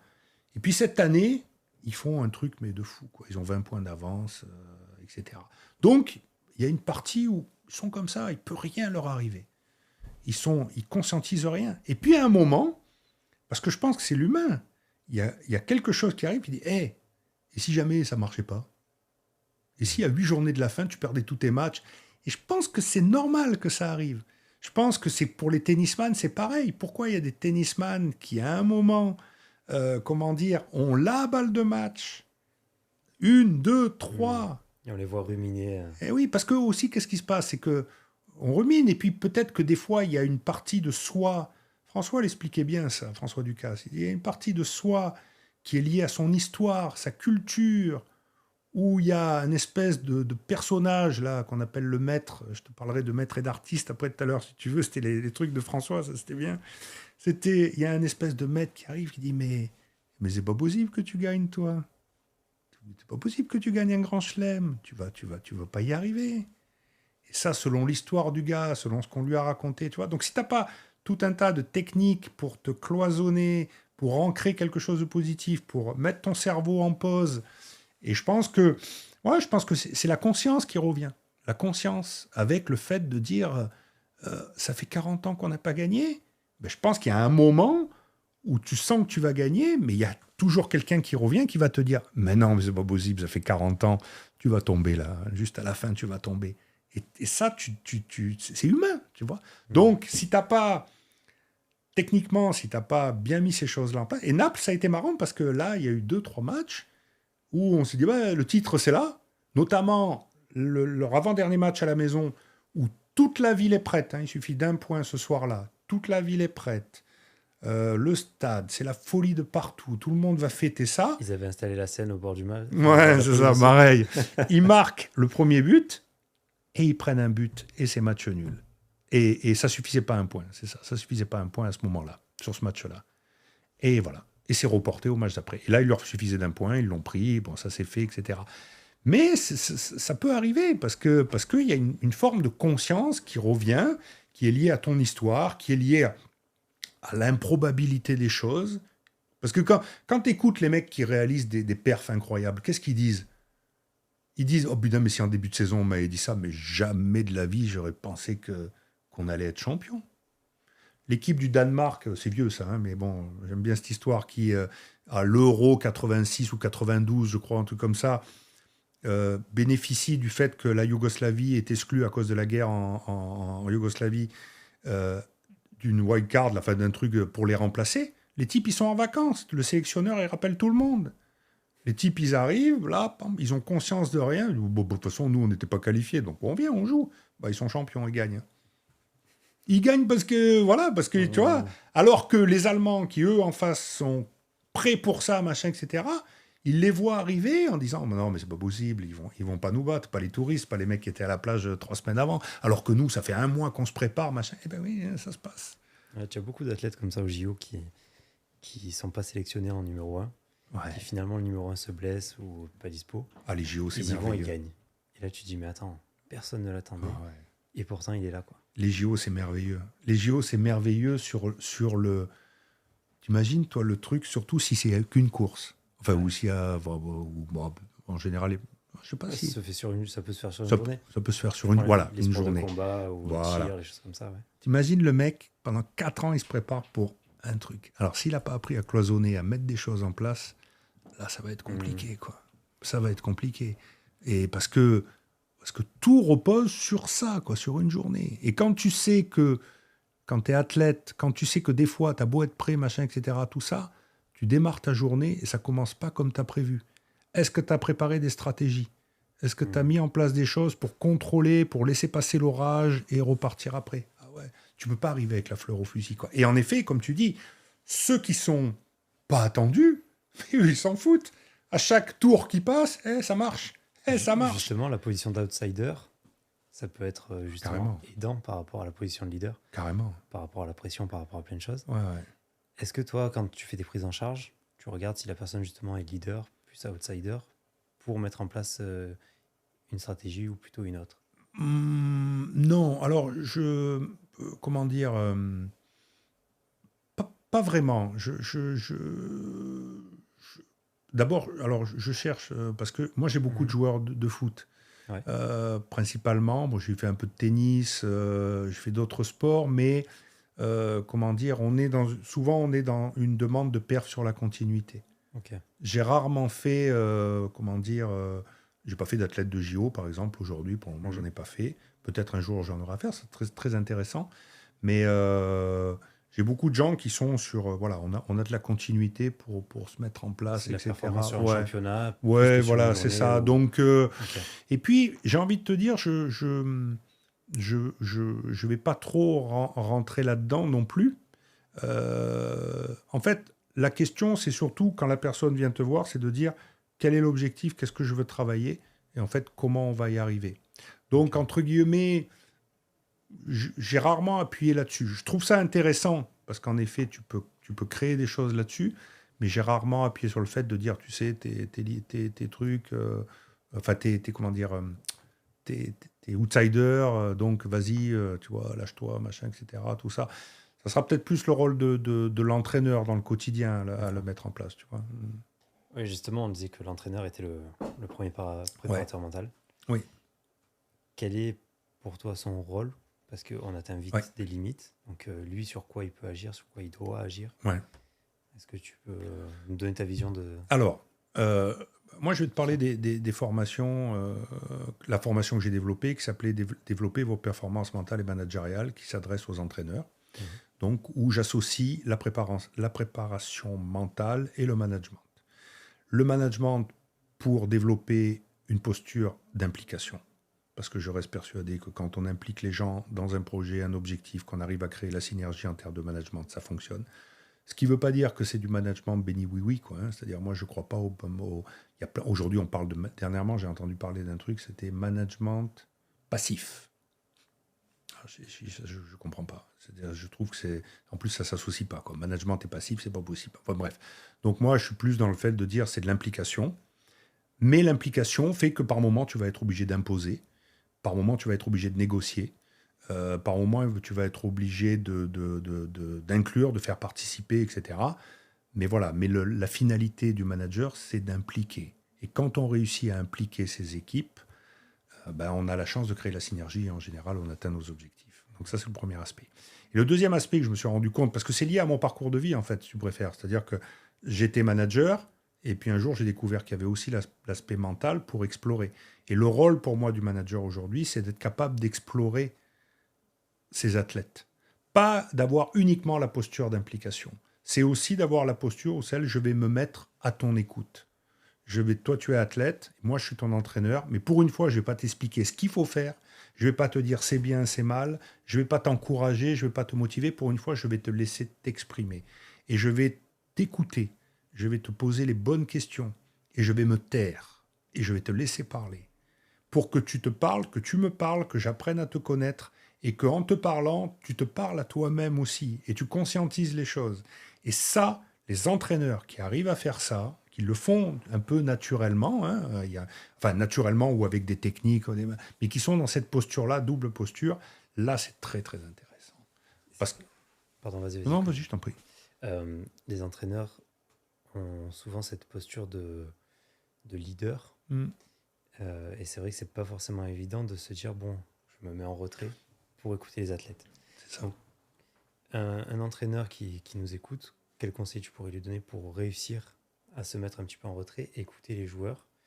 Alors, moi, il y a un jeu que je fais souvent avec les entraîneurs. Je leur dis, essayez des fois de rentrer en connexion avec vos joueurs à travers, par exemple, une question une question que des fois, moi, je pose en prépa mentale, qui est, qu'est-ce que tu peux améliorer, corriger, faire évoluer? Voilà. Donc, et essayer de... Mais pas dans le bureau. C'est-à-dire, c'est pas rendez-vous au bureau, parce que quand tu viens t'asseoir dans le bureau de l'entraîneur... Le cadre a une importance. Ah ben oui. Donc, le fait, c'est de dire, voilà, je vais attendre un moment, trajet en bus, fin d'entraînement dans le vestiaire, remonter avec le matériel, on discute, etc. Et je vais commencer à mettre dans le jardin de mon joueur. Est-ce que tu as déjà réfléchi à ce que tu pourrais améliorer sur un aspect technique, tactique, etc. Quand la relation comme ça n'est pas une relation, très forte de connexion, la première fois que le joueur il entend ça, il dit, bon, qu'est-ce qu'il veut? Pourquoi d'un coup il me dit ça là, maintenant, pourquoi, etc. Donc, et je dis, mais n'attendez pas de réponse. Enfin, si vous avez une réponse, c'est bien. Vous relancez avec éventuellement quelques questions ouvertes pour essayer qu'ils verbalisent un peu plus. Et puis, quand vous sentez que vous n'en apprendrez pas plus, vous laissez merci. Et à un moment opportun, dans la semaine, vous revenez dessus, etc. Et je leur dis, testez ça, mais ne formalisez pas quelque chose avec je veux savoir exactement ce qu'il a, etc. Essayez de verbaliser. Ça peut être qu'est-ce que je veux améliorer, etc. Comment tu te sens en ce moment? Quelles sont tes émotions en ce moment? C'est quoi émotionnellement? Tu sais, quand j'ai des athlètes ou des entraîneurs, je leur dis comment vous vous sentez physiquement. Donc, ils me parlent de leur ressenti physique. Je fais scorer un peu pour savoir. Ça, c'est très important, le scoring. Je t'en parlerai aussi. C'est un petit outil super. Et je fais scorer. Quelles sont vos pensées du moment et quelles sont vos émotions? Et ça, c'est déjà 3 portes d'entrée, quoi, pour découvrir ton athlète sous une autre façon. Et donc, l'idée, c'est de poser quelque chose, mais de manière à toi de sentir le bon. Et donc, avec des entraîneurs que j'ai en formation, comme on fait, la formation dure 6 jours, on se fait une fois par mois, on se voit, donc on voit des outils, des techniques, des choses, puis après, ils mettent en pratique. Et on se revoit un mois après, et on fait des retours. Et ça, je l'ai fait avec des entraîneurs, et ils m'ont dit, c'est super intéressant, parce que... Alors, ils me disent, ça prend du temps. Je dis, oui, c'est pas que ça prend du temps, c'est qu'on n'est pas habitué. Vous n'êtes pas habitué. Vous êtes l'entraîneur, c'est cadré. Hop, on arrive, on fait ça. L'objectif de la séance, c'est ça. Tac, tac. Il y a un problème, il faut qu'il résolve la solution. Tac, tac. Mais est-ce que tu as pris le temps de changer ta posture et de prendre... Et ceux qui le font, ils disent, putain, il y a 2 choses qui m'ont marqué. C'est de dire, bon, ça prend du temps, mais là, les 2 autres choses, c'est... c'est pas facile de ne pas parler. Parce que je leur apprends aussi à ne pas dire... on apprend ça en sophrologie, dans l'anamnèse. Quand quelqu'un te parle de ses problèmes, tu vois, par exemple, toi, tu viens, tu me dis, voilà, Laurent, j'ai des problèmes de confiance en moi, vous allez trouver ça bête, mais quand je sors dans la rue, j'ai peur, non, pardon, reprendre, quand je suis sur un terrain, j'ai peur que les autres joueurs, même, je vois leur regard, c'est comme s'ils allaient me frapper. Et si moi je fais, ah ouais, je comprends, ouais, c'est dur ça. Hein. Et non, mais tais-toi, quoi. Tu as coupé toute relation. D'abord, tu as coupé toute relation. Peut-être que le gars, il n'a pas besoin d'entendre c'est dur. Donc, on apprend une posture de neutralité qui est faite de... D'ailleurs, tu fais ça très bien dans ton podcast, je te le dis. C'est gentil. Ouais, non, mais tu as une posture d'écoute. Tu dis pas souvent, oui, c'est ça, non, c'est pas ça. Tu vois, tu donnes pas ton avis. Alors là, je le donne. Je le dis encore un peu trop, mais je travaille dessus. Ouais, mais moi aussi, je fais quelques podcasts et moi, c'est pire que toi. Donc, tu vois, mais Mais voilà, donc c'est des petits hochements de tête pour montrer à la personne qu'on suit ce qu'elle dit, mais on coupe pas, quoi. On donne pas, tu vois. Et ça s'apprend. Et donc les gars disent, mais et il me dit un truc, j'ai envie de lui dire, mais ouais, mais le match dernier, regarde ce que t'as fait, c'est pas possible. Et ça, c'est ça. Ceux qui le comprennent, ils touchent quelque chose là. Et ça, voilà. Et après, le troisième aspect, c'est qu'au bout d'un moment, ils se rendent compte qu'ils créent une autre relation et qu'ils créent une relation de confiance. Parce que le joueur commence à se livrer et on commence à parler. Et il comprend que son entraîneur, c'est pas uniquement celui qui explique comment ça se passe par A plus B, mais c'est quelqu'un qui prend le temps d'être à l'écoute. Et c'est pour moi les deux chapeaux qui sont fondamentaux. Donc le conseil, c'est de commencer à poser une petite question. Comment tu te sens en ce moment? C'est quoi tes émotions? Et puis le gars va te parler, et puis il va peut-être, voilà, ou il va pas parler. Et c'est pas grave, il parle pas, et tu reviens 2, 3 jours après. Tu te rappelles la petite question que je t'ai posée lundi? Tu as réfléchi un peu dessus? Ah bah ouais, coach, ouais, c'est pas évident, ou alors, je sais pas, mais il va sortir quelque chose de ça. Et surtout, l'athlète va commencer à comprendre qu'il est important pour son coach. Tu vois? Donc ça, c'est du boulot. Ça, c'est du boulot sur soi. Mais c'est tout l'intérêt de cet aspect-là, quoi. C'est-à-dire de se dire, il faut qu'aussi, en tant qu'entraîneur, et d'ailleurs, les entraîneurs qui performent aujourd'hui, je parlais du domaine que je connais le mieux, mais celui du foot, mais d'autres aussi, que ce soit le basket. J'avais lu le livre du basketteur des Lakers, là, l'entraîneur des Lakers qui a 5. C'était Lakers, c'était. J'ai perdu son Je nom. peux pas t'aider, je suis nul en basket. Ouais, Je c'est. suis désolé. Non, attends, c'est Phil Jackson. Ok. Phil Jackson, je sais pas combien de titres NBA en tant qu'entraîneur et tout, mais il créait cette relation-là, quoi. Il allait au fond, lui, il faisait même du yoga, enfin, tu vois, il allait sur des trucs, il allait au-delà. L'entraîneur des Spurs, Tony Parker, il est très dur au début avec ses joueurs, mais après, il allait au-delà pour créer une relation d'amitié, de confiance, tu vois. Mourinho, c'est un peu le même style. Tous les joueurs qui ont été avec lui disent que ils l'ont adoré, tu vois. Onesta a sa manière aussi à lui à emmener les joueurs à prendre conscience des choses. Voilà, donc tous ces gens-là sont pas uniquement sur un aspect managérial, mais sont sur les hommes, quoi, ou les femmes, parce qu'on va pas parler que des hommes, hein, il y a les femmes aussi.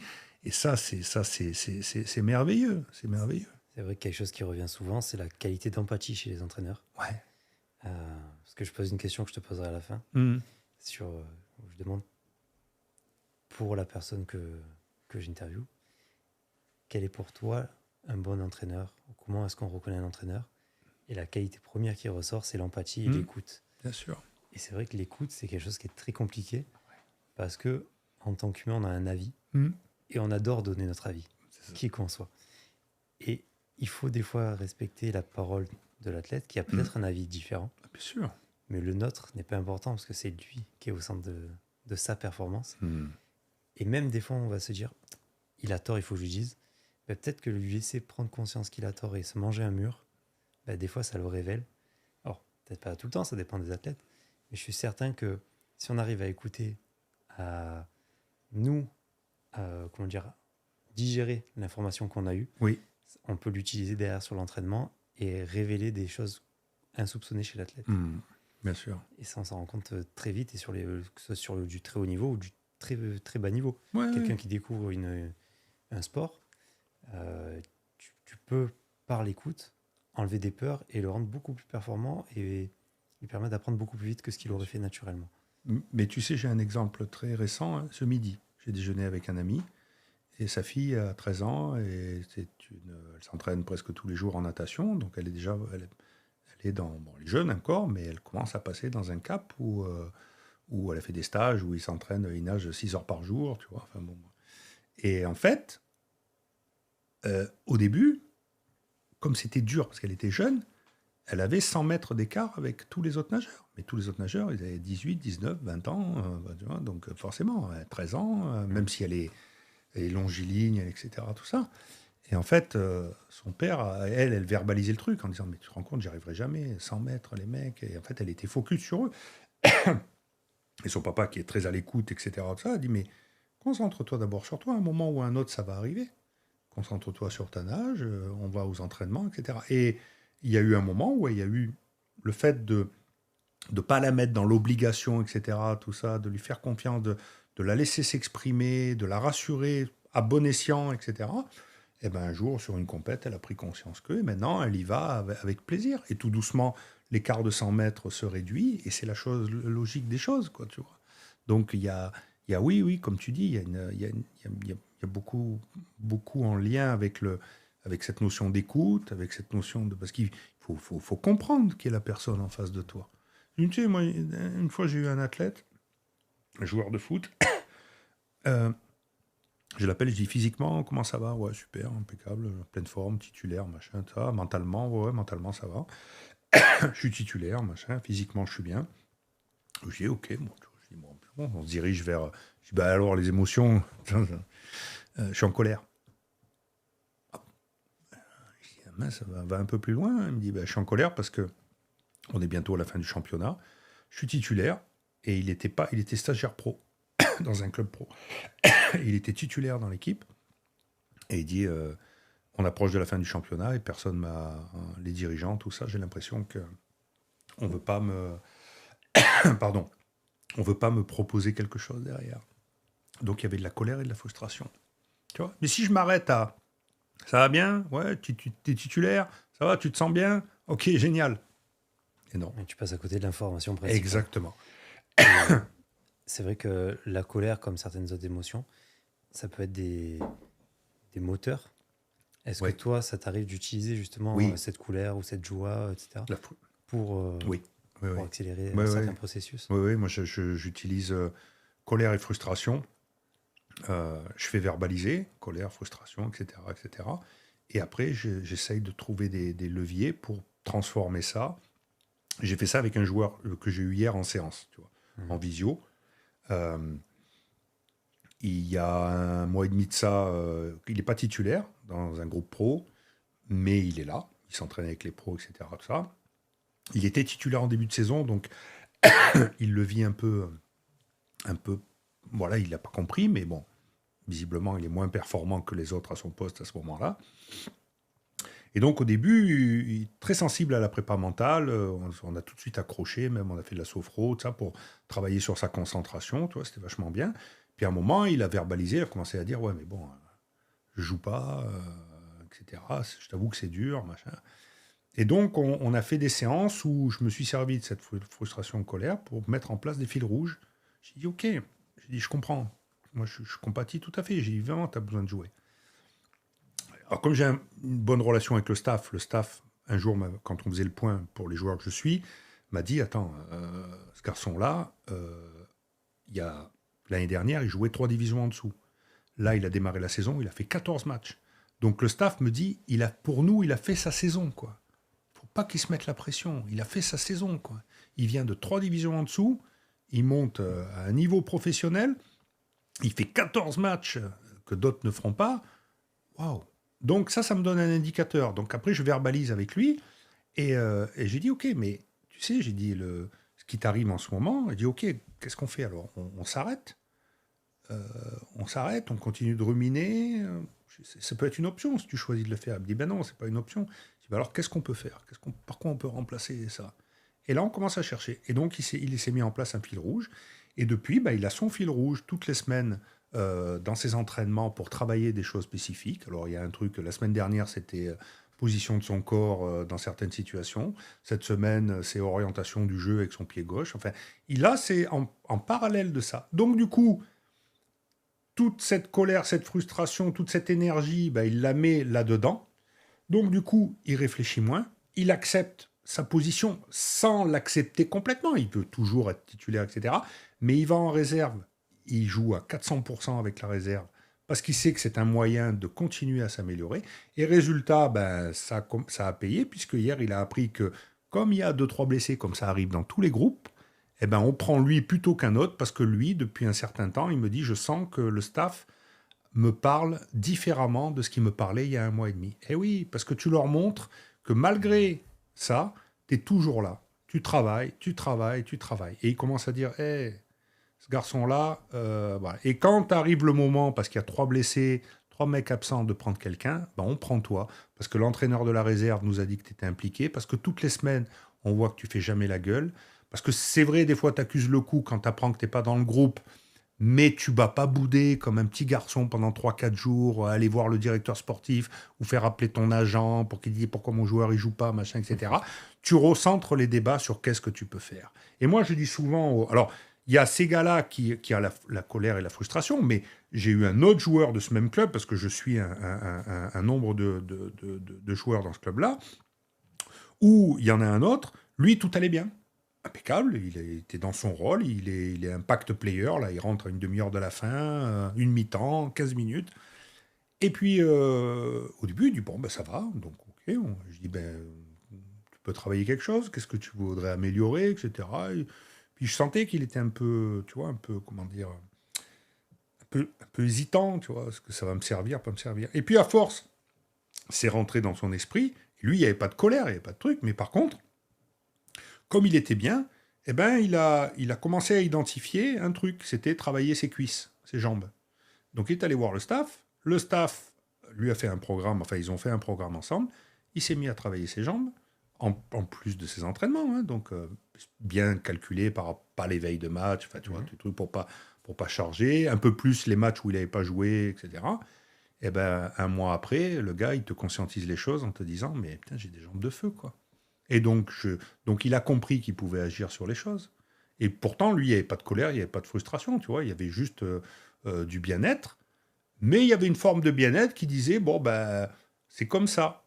Alors, tant que j'accepte d'être titulaire, ça va, mais le jour où je commence à plus l'accepter, ben, je rentre dans la frustration. Et si j'ai pas appris à mettre quelque chose en place, ça va être compliqué. Donc, qu'est-ce qui fait que les gars qui n'ont pas une stratégie, qui n'ont pas réfléchi, qui n'ont pas amené une réflexion sur leur performance pour essayer de s'améliorer, pour essayer de construire. Quand tu es athlète de haut niveau, tous les jours est un moyen où tu peux agir. Tous les entraînements, un moyen où tu peux faire quelque chose, développer quelque chose, etc. Tu peux pas dire hey, je vais à l'entraînement. Moi, ce qui est un truc qui me fait bondir, c'est les types qui disent non, mais les entraînements, c'est pas important. Le plus important, c'est les matchs. Bien sûr que les matchs, c'est important. Mais comment dire, mais tout ce que tu fais à l'entraînement va faire qu'après en match, tu vas te régaler, mais tu peux pas dire non, mais moi, à une époque, on entendait ça sur certains athlètes. Non, mais les entraînements, ça me saoule, moi. Moi, ce que je veux, c'est jouer. Ah ouais. Mais si tu n'apprends pas à t'entraîner, à être dans le dur, etc., tout ça, tant que tu joues, que tu es titulaire, que tout va bien, que tu n'as pas de résistance en face, mais un jour, tu tombes sur des mecs ou des filles qui sont plus fortes que toi, et parce que elles ou ils se sont justement, eux, préparés plus qu'il ne fallait, bah, ce jour-là, tu te fais laminer. Et puis là, tu te réveilles, tu dis « Oh, putain, merde, on ne pensait pas qu'on était à ce niveau-là. » quoi. Bah, un petit conseil pour tes futurs joueurs de foot qui pensent que le match, c'est plus important que l'entraînement. Tu leur fais faire un combat de boxe contre un boxeur pro. Ouais. Et tu dis, bah, vas-y, débrouille-toi et on verra si sans entraînement, tu peux réussir à gagner. Ouais, et là, je leur souhaite bonne chance. ouais, c'est sûr. Bien sûr, moi, comme toi, j'ai un peu, je côtoie un peu des gens de la boxe et de ces sports-là, des sports de combat. Ouais, là, on n'est pas dans le même univers, là, parce que là, si l'entraînement. Ah ouais, puis si t'es pas prêt, la sanction, c'est bing par terre et tu fais dodo, quoi. donc, ouais, non, c'est pas la même. Hein. C'est l'avantage, on en parlait en off, des sports collectifs, où l'erreur est, toute proportion gardée, moins punitive que dans des sports individuels. Ouais. Parce que, par exemple, tu prends du ski en slalom, je rate une porte, je peux arrêter, en fait. Enfin, j'ai pas d'exemple, je suis pas expert en ski, mais de personnes qui vont rater complètement une porte et qui arrivent quand même à gagner la course, je n'en ai jamais vu. C'est rare, ouais. Alors que rater un centre en foot, c'est pas grave, t'as 90 minutes, tu peux rattraper. Tu peux même en rater 15. Hein. Il y en a qui en ratent 15 par match. Hein. Ils ne se posent pas la question de savoir pourquoi ils n'arrivent pas à en rater. Ils en ratent 15. Vraiment, les footballeurs ont de la chance. Mais justement, tu vas créer des situations où tu peux ruminer pendant quelques secondes, quelques minutes après une action ratée. Toi, comment tu agis est-ce que tu agis là-dessus ? Oui. Comment tu mets en place des choses ? Alors, pareil, je te prends un exemple d'un joueur buteur qui, dès qu'il rate, c'est la fin du monde. À l'entraînement, machin, etc., tout ça. Donc, ce que je te disais, la première des choses, d'abord, c'est que je lui ai fait verbaliser ça et j'ai vu qu'il était, son sac à dos, il était rempli de pensées et d'émotions négatives. Malheureusement, sa famille, ses agents, pensant bien faire, lui en rajouté, ses entraîneurs lui en rajouté. Ne t'inquiète pas. Quand on dit ne t'inquiète pas, c'est une négation. C'est comme si on disait inquiète-toi. Tu vois ce que je veux Exact. dire? Voilà. Et confiance, ouais, ok, sauf que lui, il voyait plus. Donc, je l'ai fait verbaliser et après, on a fait un peu de sophrologie pour vider le truc. Une fois qu'on a vidé, parce qu'il était très sensible à la sophrologie, ça a marché très vite, donc je lui ai fait faire une séance de sophrologie où on a visualisé une fois, un match où il avait réussi, ou devant le but, tac, tac, ça rentrait hyper facilement. Donc il s'est reconnecté à l'aspect confiance, etc., etc. Après, on a continué à travailler pour, comment dire, parce que ça allait mieux, donc moins de pression, moins de doute, mais encore toujours cette présence de rater, rater. Voilà, je veux marquer, je veux marquer. Et un jour, il vient me voir, il me dit, voilà, moi, de toute façon, je me suis fixé un objectif, c'est 10 buts. Il en était à 4. C'était il y a 2 mois de ça, à peu près. Et, euh, et je dis, 10 buts, j'ai dit, ok. Alors moi, j'ai dit, mais comment tu vas faire? Oh, non, ben c'est bon, je vais comment dire, continuer à m'entraîner. Il a mis des petits exercices en place, etc. Ça. J'ai dit, tu sais, le danger de 10 buts, c'est que, comment dire, si dès le match prochain, tu en mets 3, bah, tu es à 7, et puis bah, tu auras vite atteint ton objectif, même au-delà. Mais si jamais pendant 3-4 matchs, tu n'en mets pas, ça va commencer à gamberger, et ça va pas manquer. Les pensées négatives sont revenues parce qu'il n'enchaînait pas. Tu vois, parce qu'il était là, présent, machin, etc. Il avait des occasions. En plus, il était dans un rôle un peu différent où on lui demandait beaucoup d'efforts, donc ça prenait beaucoup d'énergie. Voilà. Et donc, à un moment, il rate une séance de prépa, il oublie, et puis quand je le reprends 2 semaines après, là, il me dit, ben ouais, et je le retrouve un peu avec ses travers du début, tu vois, de conscientisation des choses de manière un peu négative, etc. Et donc, là, je lui ai fait prendre conscience que, bah, tu vois, les objectifs, où il en était par rapport à son objectif. Donc, il a compris que ça ne servait à rien de se mettre des objectifs quantitatifs. C'est le meilleur moyen comment dire, c'est pas de pas y arriver, mais de te mettre une pression supplémentaire. Il a compris aussi que, comment dire, le fait d'avoir sauté une séance, bah, c'est con parce qu'on aurait pu verbaliser des choses, voilà. Mais bon, il a quand même repris. Et là, on a travaillé sur comment dire, sur le fait devant le but, on a fait une séance de visualisation où je l'ai emmené à, devant le but, juste avant qu'il frappe, arrêter le temps, c'est-à-dire prendre le temps de voir la cage, position du gardien, et où il allait la mettre. Et je lui ai fait associer un geste, il a trouvé un geste signal, je lui ai fait ancrer ce geste 2-3 fois à travers la visualisation. Et donc, maintenant, il l'a emmené ça avec lui à l'entraînement. Et donc, il le met en place pour un moment, tout de suite, se reconnecter au fait de dire j'ai raté, ou il y a eu une occasion, c'est pas grave, clac, je me remets tout de suite dans l'aspect, c'était l'aspect lucidité, l'aspect, comment dire, ouais, c'était ça. Voilà, avoir de la lucidité, parce que c'est ce qu'il faut pour le dernier geste. D'accord. Voilà. Et malheureusement, enfin, quand je dis malheureusement, ils ont fait 2 matchs derrière qui ont été très difficiles pour l'équipe. Un qu'ils ont perdu contre le leader. Donc, lui et tout le monde n'a pas pu s'exprimer. Donc, et un deuxième match où là aussi ça a été très dur. Il a eu une occasion, mais toute l'équipe a gagné, mais de justesse, grâce à un autre joueur qui est très performant en ce moment. Et donc, à un moment, j'ai eu le directeur de la performance. J'ai dit, écoute, je ne pense pas que je vais faire une séance avec lui là tout de suite. On va attendre un peu.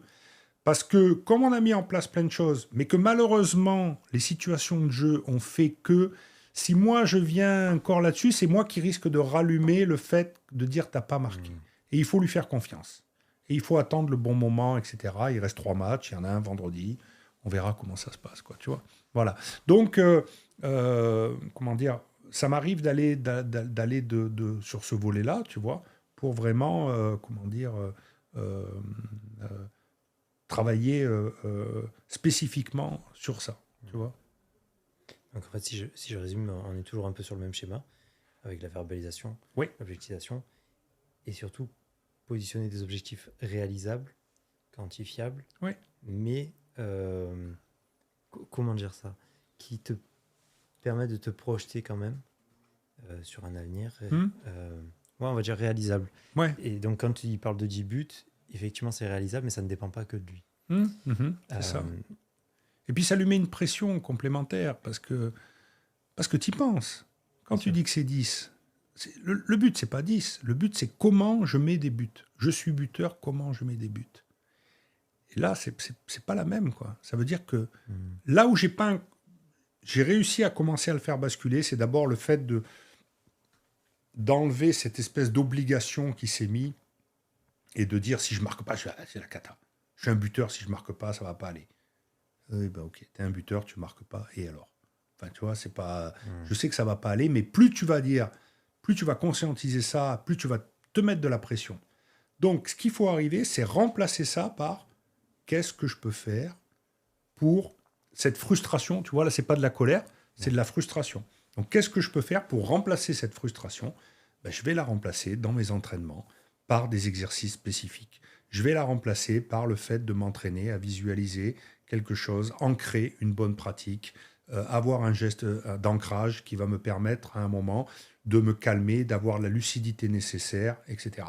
Je vais faire ça à l'entraînement. Et puis au début, ça va marcher à l'entraînement. Mais en match, ça ne va pas totalement marcher. Etc. Jusqu'à un moment où ça va se mettre en place. Tu vois. Et ce jour où ça va se mettre en place, le joueur, après, même lui, il prend conscience que c'est plus important. Et je ne pense pas que un joueur qui met beaucoup de buts, que ce soit Mbappé, ou je sais pas, Haaland, ou qui que ce soit, même Lacazette, je pense pas que les mecs, ils ont des objectifs de comment dire, de quantitatifs, etc. Ils sont des buteurs, ils doivent performer, et ils ont besoin de... Voilà. Et si à un moment, ils sentent qu'ils ont besoin d'améliorer leur frappe de loin à la bord de la surface, ils vont le faire. Et s'ils sentent qu'à un moment, ils ont besoin de s'améliorer dos au but dans leur capacité à se retourner, ils vont s'entraîner là-dessus. Et en fait, le fait de mettre en place toutes ces choses vont faire qu'à la fin du compte, eh ben, ils vont se remplir de comment je fais pour y arriver, comment je fais pour performer. Et donc, ils vont développer des pratiques, ils vont mettre en place des plans d'action, ils vont essayer des choses, ils vont ancrer les bonnes pratiques, ils vont améliorer les choses, ils vont bannir ce qui ne fonctionne pas, ils vont être des chercheurs, ils vont être des cherchants, tu vois. Et c'est ça l'athlète de haut niveau. C'est-à-dire que le gars, c'est un chercheur, quoi. Il a son corps, il a son mental, il a son cœur, et il doit aller chercher qu'est-ce qui va pas.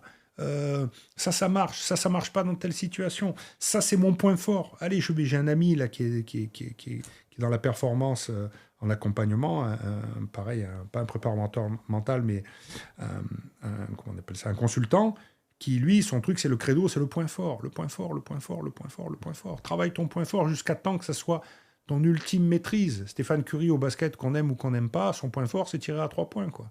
Et je pense il est obsédé par ce point fort, comme l'était Wilkinson au rugby, qui était obsédé par les frappes entre les poteaux, voilà, comme plein de gens qui sont obsédés et qui ont des points forts, et puis ils le développent jusqu'au jour où ils tombent face à un os, et là, ils se disent, bon, est-ce que mon point fort est toujours valable, ou est-ce que j'ai besoin de développer autre chose ? Tiger Woods, au golf, François l'expliquait dans son livre. Il construit tout pour... il perf au plus haut niveau grâce à un style de jeu, mais il se rend compte que s'il veut aller devenir l'homme qu'il est devenu aujourd'hui, il faut qu'il change tout, alors qu'il est arrivé. Ouais, ça lui donne 2 à 3 saisons où il perf plus du tout, c'est ça. Il change d'entraîneur, et il reconstruit, et il devient la légende qu'on connaît aujourd'hui. Alors, tout le monde n'est pas Tiger Woods, tu vois, je ne suis pas en train d'idéaliser, mais ce que je veux dire, c'est que pour n'importe quel athlète et pour n'importe quel entraîneur qui s'occupe des athlètes, c'est d'être dans le comment de la performance. Moi, c'est ce que je dis souvent, le comment de la performance. Tu as un objectif, tu as un rêve, tu as un plan, enfin, tu as un objectif, tu as un rêve, tu veux performer, ok, oui, mais comment ? Comment on fait ? Comment on construit ? Et aujourd'hui, d'ailleurs, dans la préparation mentale, on est encore trop dans le Ah vous pouvez le voir, mon athlète, parce qu'il ne va pas bien. L'entraîneur, il vient te voir parce qu'il ne va pas bien. Parce qu'il est dernier du championnat ou un truc comme ça. Il ne vient pas te voir quand il est premier. Ouais. Si je te raconte l'histoire d'Alex Dupont, la première saison, c'était super. Quand il est devenu premier, ils ont démarré la saison d'après. Moi, j'ai tout de suite dit, coach, ça serait bien qu'on continue. Pas une fois par semaine, mais continuons la bonne dynamique. Mais comme c'était installé, il a pensé qu'il maîtrisait. Et en effet, ils étaient premiers. Donc, dans la continuité de la saison d'après, ils sont premiers. Et à Noël, ça bug. Et quand il m'appelle, c'est trop tard. Parce que le président, entre-temps, l'entraîneur, la donne a changé. Et j'arrive pas à les remonter. Et après, j'en parle avec le directeur. J'ai dit, c'est dommage. Pourquoi on a arrêté? Donc, pourquoi faire de la prépa mentale quand ça va bien? Moi, j'ai des joueurs en ce moment qui performent. Et ils viennent en séance et on parle de leur performance. Hier, j'étais avec le jeune dont je te parlais, là, et qui joue pas, mais qui est content parce il met en place des choses, ça marche, ça lui donne de la joie, ça lui donne de la confiance, il sait que ça va arriver. Ça a duré 15 minutes l'entretien. J'ai dit, tu veux qu'on travaille sur un truc? Tu veux verbaliser autre chose? Non, non, il me dit, c'est bon, Laurent, on se voit dans 15 jours. J'ai dit, allez, non, la semaine prochaine, on se voit en plus. Mais en présentiel. Mais tu vois, donc, c'est le fait de dire, travaillons sur l'aspect, travaillons quand ça va bien. Pourquoi c'est intéressant de travailler quand ça va bien? Parce que je fais un super match. Je fais un super match, mais le fait de le verbaliser, de revenir dessus, va faire que je vais ancrer les bonnes choses en moi. Et si la personne que tu as en face de toi, elle est bien à l'écoute, si ton coach, il est bien préparé, il va te dire, ah bon, et dis-moi un peu plus, qu'est-ce que tu as ressenti? Qu'est-ce qui s'est passé à ce moment-là? Oui, tu sais, et puis je me suis rendu compte que dans les moments difficiles, je me calme, j'arrive à revenir à des choses de base, je vais me réfugier dans une zone où je fais des choses très simples. Tu vois, et le fait de dire, ah oui, ça a marché, oui, ça marche à chaque fois, ça. Et quand il le dit, il se le dit à lui, quoi. Ah oui, ça a marché, oui, ça marche à chaque fois. Et donc, tu ancres les bonnes pratiques, tu ancres les choses intéressantes. Et puis là, tu peux commencer à travailler sur autre chose, tu peux explorer. Donc, je pense qu'on a tout à gagner à travailler sur la préparation mentale, et l'accompagnement en anticipation, plutôt qu'en réaction, quoi. Parce qu'en réaction, bon, c'est sympa, ouais, ça fait partie après des trucs qu'on dit, ou les préparateurs mentaux. Moi, au début, j'étais ça aussi, hein, je me rêvais sauveur de la patrie, là, tu vois, sauveur d'un grand athlète, c'est grâce à moi. Non, c'est bon, faut oublier ça. C'est Frédéric Rollen, avec qui j'ai tourné un épisode, le premier épisode de Secret d'entraîneur, qui disait le problème qu'on a, c'est souvent apparemment spécifique à la France, c'est qu'on va voir des personnes pour nous aider quand tout va mal. Ouais. On est toujours dans la réaction et jamais dans la proaction. C'est ça. Et je fais un appel aux entraîneurs. N'hésitez pas à vous faire accompagner des fois, même quand ça va bien. Bien sûr. Parce que même quand ça va bien, on a des choses à verbaliser, comme tu le dis, et à comprendre et à en tirer. Ben ouais. Parce que quand tout va bien, c'est qu'on a mis des choses en place dont on n'est pas forcément conscient. Et d'avoir une personne extérieure qui amène sa vision et son analyse, ça peut nous aider justement à reproduire ce schéma-là et performer.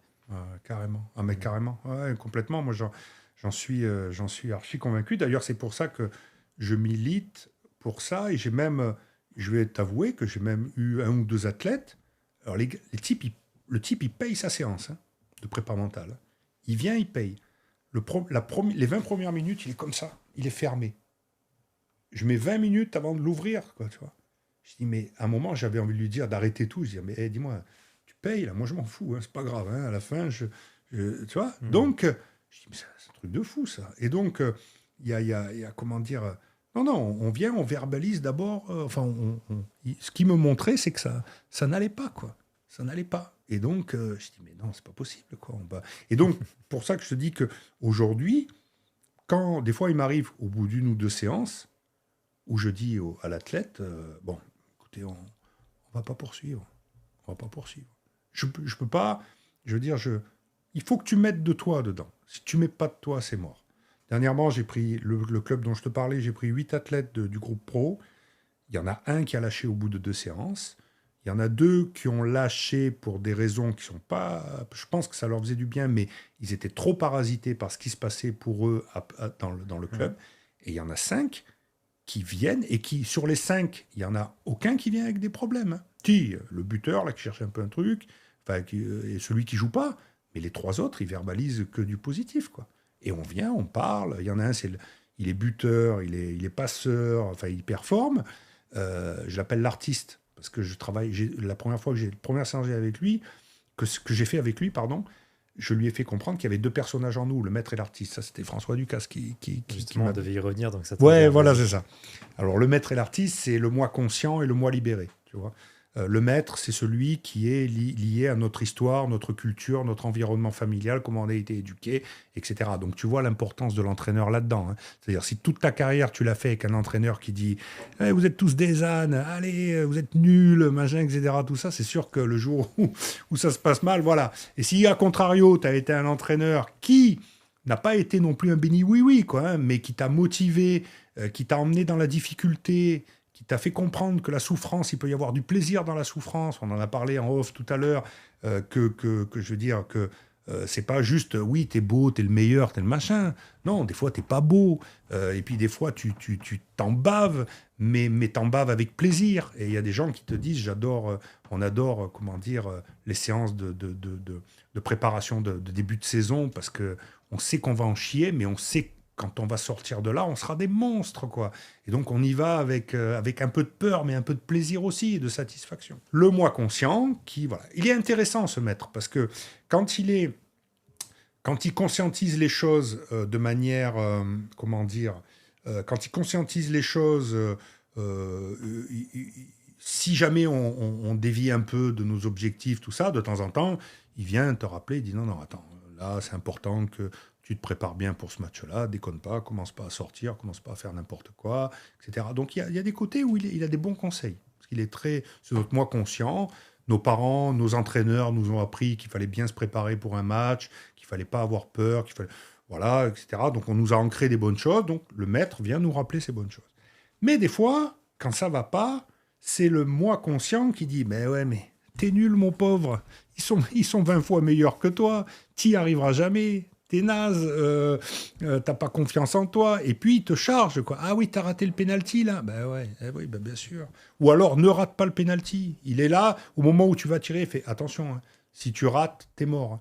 Je serais très curieux de tous les tireurs de penalty, de toutes les finales de Coupe du Monde, de faire des séances de débriefing en prépa mentale avec eux, notamment Chouameni, là, pour l'équipe de France, notamment, c'est un des tireurs qui a raté, je crois. Je ne sais pas si c'est le seul ou pas. Je suis très intéressé de débriefer ces situations-là.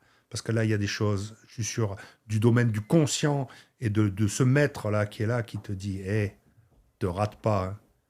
Ouais. 80 000 personnes dans le stade, 3 milliards de spectateurs, 60 millions de Français qui t'attendent à l'aéroport, te rate pas.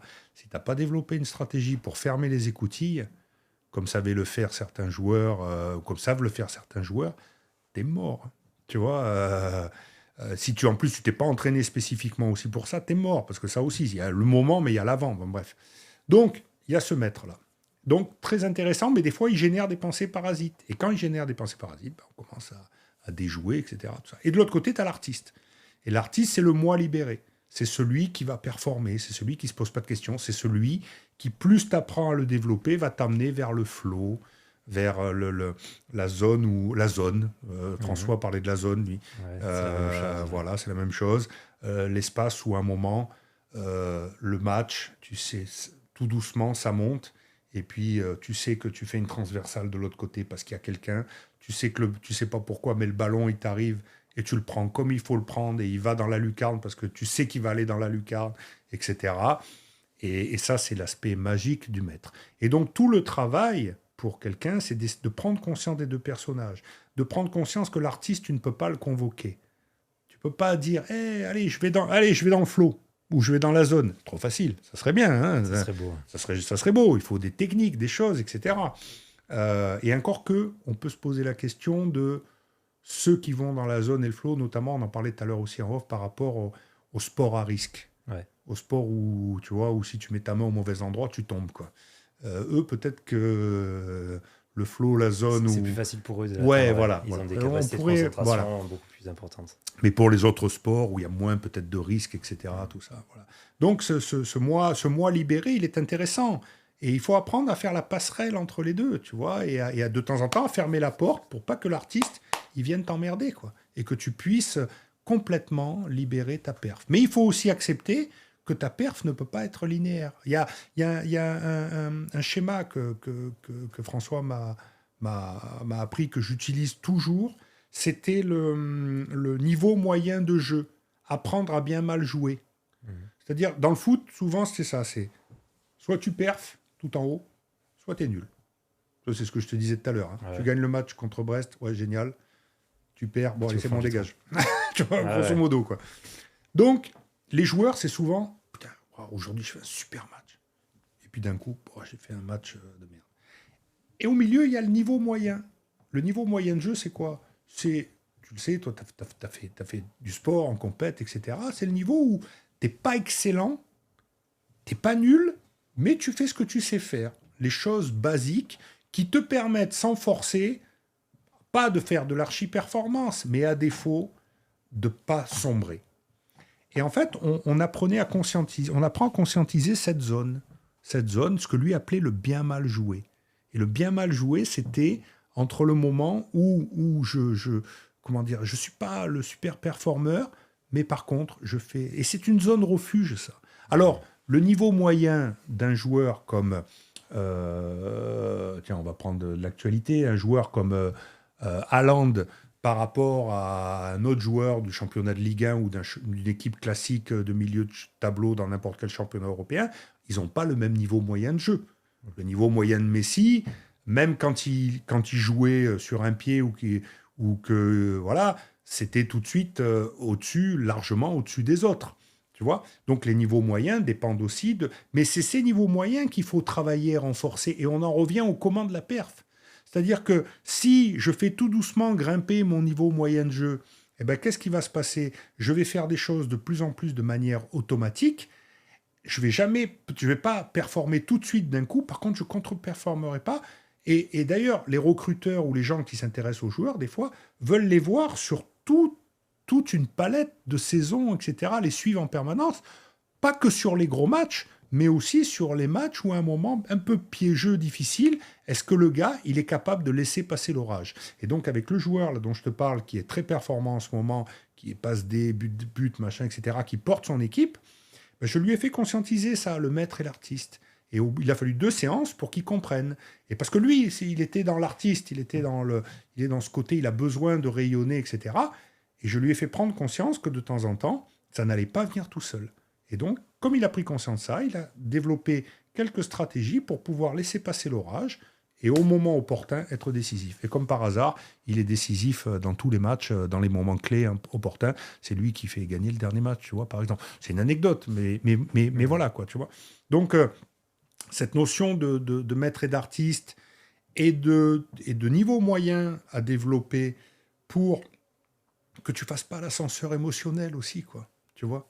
C'est-à-dire pourquoi j'ai été si bon et pourquoi je suis à mettre aux ordures le coup d'après, quoi. Et non, c'est pas possible. C'est qu'il s'est passé quelque chose entre-temps, quoi. Et tu peux pas, à tous les matchs, aller dans la zone, etc., ou dans le flow, quoi. Tu peux pas à tous les matchs. C'est une forme d'acceptation de... parfois, on peut être médiocre. C'est ça. Et ça fait partie aussi de la performance. Bien sûr, il y a des grands athlètes... il y a des athlètes qui, des fois, enfin, même grands ou moins grands, qui disent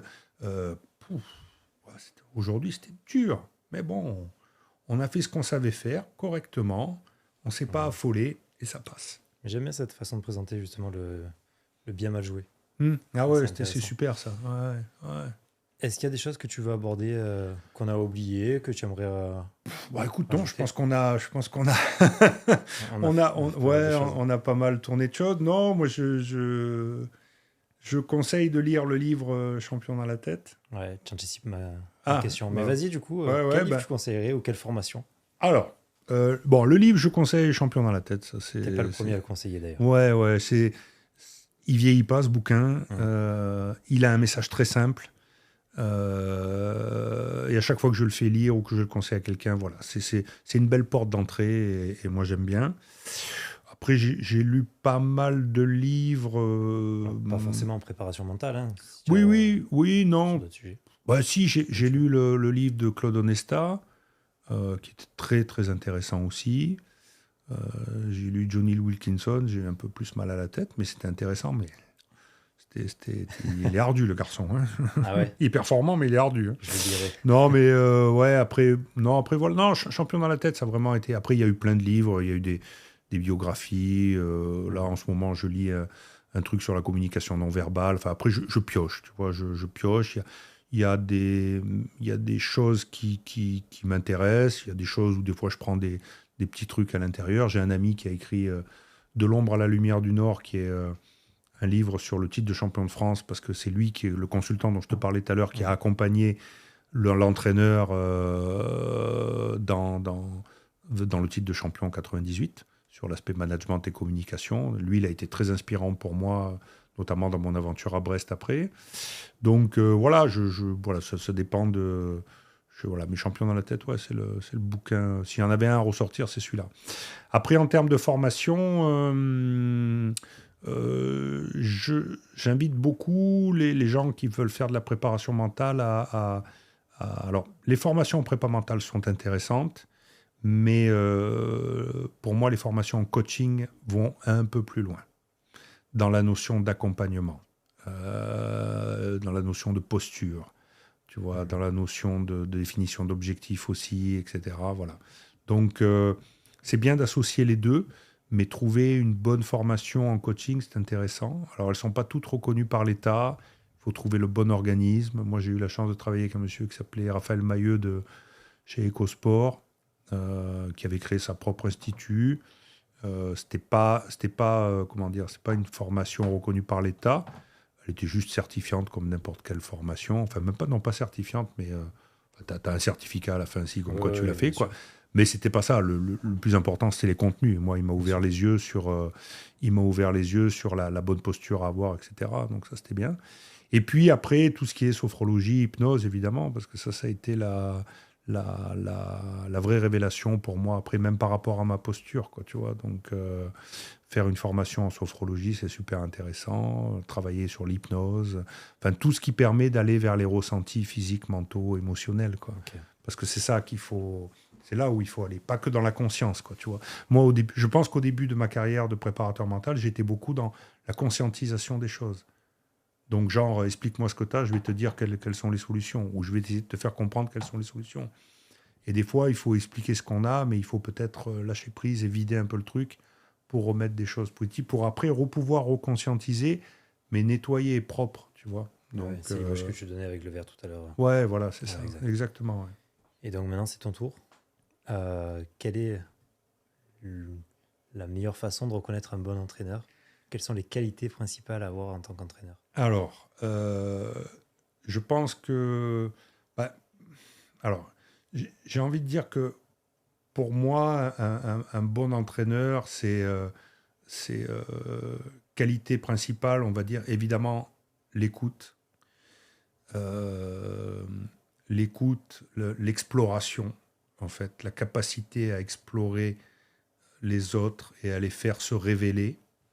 Parce que c'est ça le rôle de l'entraîneur. Il est là pour faire se révéler ses athlètes, pour performer. Il n'est pas là pour se faire se révéler lui, même s'il va se révéler lui aussi. C'est pas un problème. Mais il ne faut pas oublier que c'est ses athlètes avant tout. Donc pour moi, c'est un révélateur, un explorateur et un révélateur.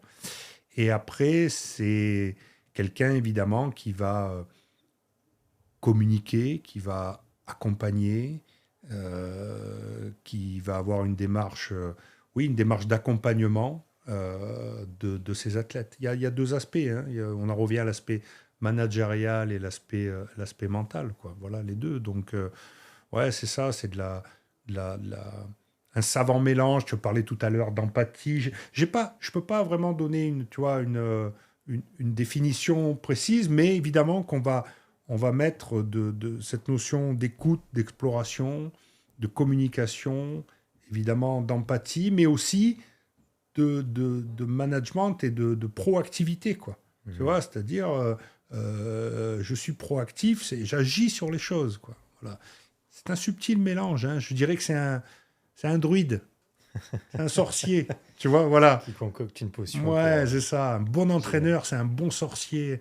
un bon druide, là, tu vois, qui a ses recettes à lui, mais qui en même temps est à l'écoute des recettes des autres. Il n'y a pas de... Si j'avais la recette miracle, je serais en train de signer des bouquins, tu vois, personne n'a la recette miracle. Par contre... Il faut faire attention, les potions magiques, ça peut être interdit. Hein. Oui, c'est clair.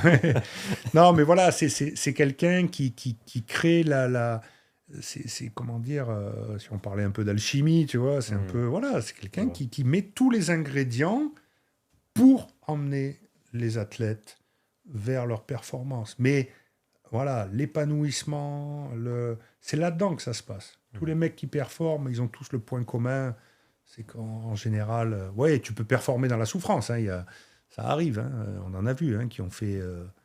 qui gagnent un titre au tennis, notamment, c'est dur, le tennis, et ils gagnent un titre du Grand Chelem, et puis après, hop, fin de carrière le lendemain. Hein, parce que, ça y est, j'ai tellement souffert pour arriver là-bas que je ne veux plus reproduire. Hein. Ça a été le cas d'une joueuse française célèbre. Voilà, donc ça pose des questions aussi. Mais oui, non, je crois que c'est ça, ouais, c'est un bon magicien. Ok, il reste 2 questions. Vas-y. Quel a été ton plus grand échec en tant que préparateur mental? Ah, alors, bonne question. Écoute, elle est dure celle-là. Non, elle est pas dure. J'ai pas eu de gros échecs. Tu vois, j'ai pas eu de. Toi, tu as considéré comme un. Non, alors en fait, tu sais quoi? Je ne raisonne jamais en termes d'échecs. Voilà. Je crois. C'est pour ça que j'arrive pas à répondre à la question. Il y a eu plein de fois où j'ai parlé, j'ai fait des formations et tout, et où à la fin de la journée, j'ai dit wow. Putain, Laurent, tu les as perdus. Tu les as perdus. Tu vois, une fois, j'ai fait une formation dans un club pro. Les entraîneurs étaient tous là. Bon, il y en avait 2 qui étaient acquis à ma cause, donc c'était génial, tu vois. Mais sur les 5 autres, il y en a, ils me regardaient, tu vois. À un moment, je parlais d'un truc. Je dis, bon, là, merde, t'y es pas. Mais c'est pas un échec, parce que je me dis, bon, qu'est-ce qui s'est passé? Pourquoi t'as merdé, là? Mais non, t'es allé trop haut, là. T'es pris pour un prof, tu vois. Au début, j'étais très prof. Après, j'ai appris à être moins prof. Tu vois, pareil, parce que c'est un peu ma culture, ça. Moi, j'étais manager d'entreprise, donc c'était, tu vois, en plus dans la sécurité, donc tac, c'est comme ça, tu vois. Non, là, c'est plus comme ça, Laurent. Faut que c'est plus toi tu vois, l'ego. C'est pas toi le préparateur mental. Tu vois, au début, je me suis rêvé. Oui, regardez, c'est Laurent Toselli, le préparateur mental des trucs. J'ai la vérité. Ouais, c'est ça, ouais. Tu vois, même à un moment, je voulais inventer mon style. Je me dis, ouais, mais moi, mon style, c'est ça. Bon, enfin, bref, tout ça pour te dire. Non, voilà, donc il y a plein de gaufrades, hein, encore maintenant, quoi, hein, tu vois. Mais j'ai pas de. Derrière ça, à chaque fois, il y a, OK, analyse. Ah ouais, qu'est-ce qui s'est passé? Qu'est-ce que tu as fait? Pourquoi ça n'a pas marché? Pourquoi? Bon, des fois, c'est pas que de moi. Des fois, je dis, bon, lui ou elle, c'est compliqué, quoi, tu vois. Je dis, bon, là, c'est 50-50. Hein, un peu de moi, mais aussi un peu de toi. Hein. Voilà. Donc, non, pas d'échec. Et après, mon plus gros succès, j'ai envie de te dire, en fait, mon plus gros succès, c'est d'une manière générale, c'est quand ça se touche, que les gens prennent conscience. Tu vois. Voilà. Ça, quand les gens quand les athlètes, les entraîneurs prennent conscience et agissent et performent, comment dire, je le sens, et là, pour moi, c'est gagné, quoi. Tu vois. Voilà. Okay. Donc du coup, je pourrais dire oui, c'est Brest, tu vois.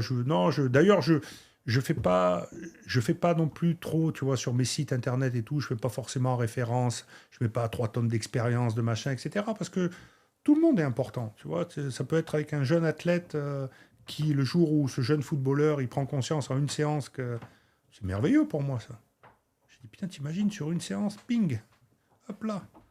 Tu vois, donc ça, c'est des réussites. Moi, je me nourris de la réussite des gens parce que je pense que j'aime profondément l'humain. L'humain m'intrigue, quoi, tu vois. Enfin, m'intrigue, me passionne, tu vois. J'aime profondément ça. Donc, du coup, quand l'histoire des gens, elle est sympa et qu'en plus de ça, ils t'emmènent avec eux, tu partages et puis à la fin que ça réussit, waouh, c'est bien ça. Tu vois, c'est pas mal. Ouais, carrément. Et la dernière question, c'est est-ce que tu as un conseil ou un mot de la fin à laisser à tous les entraîneurs qui nous écoutent?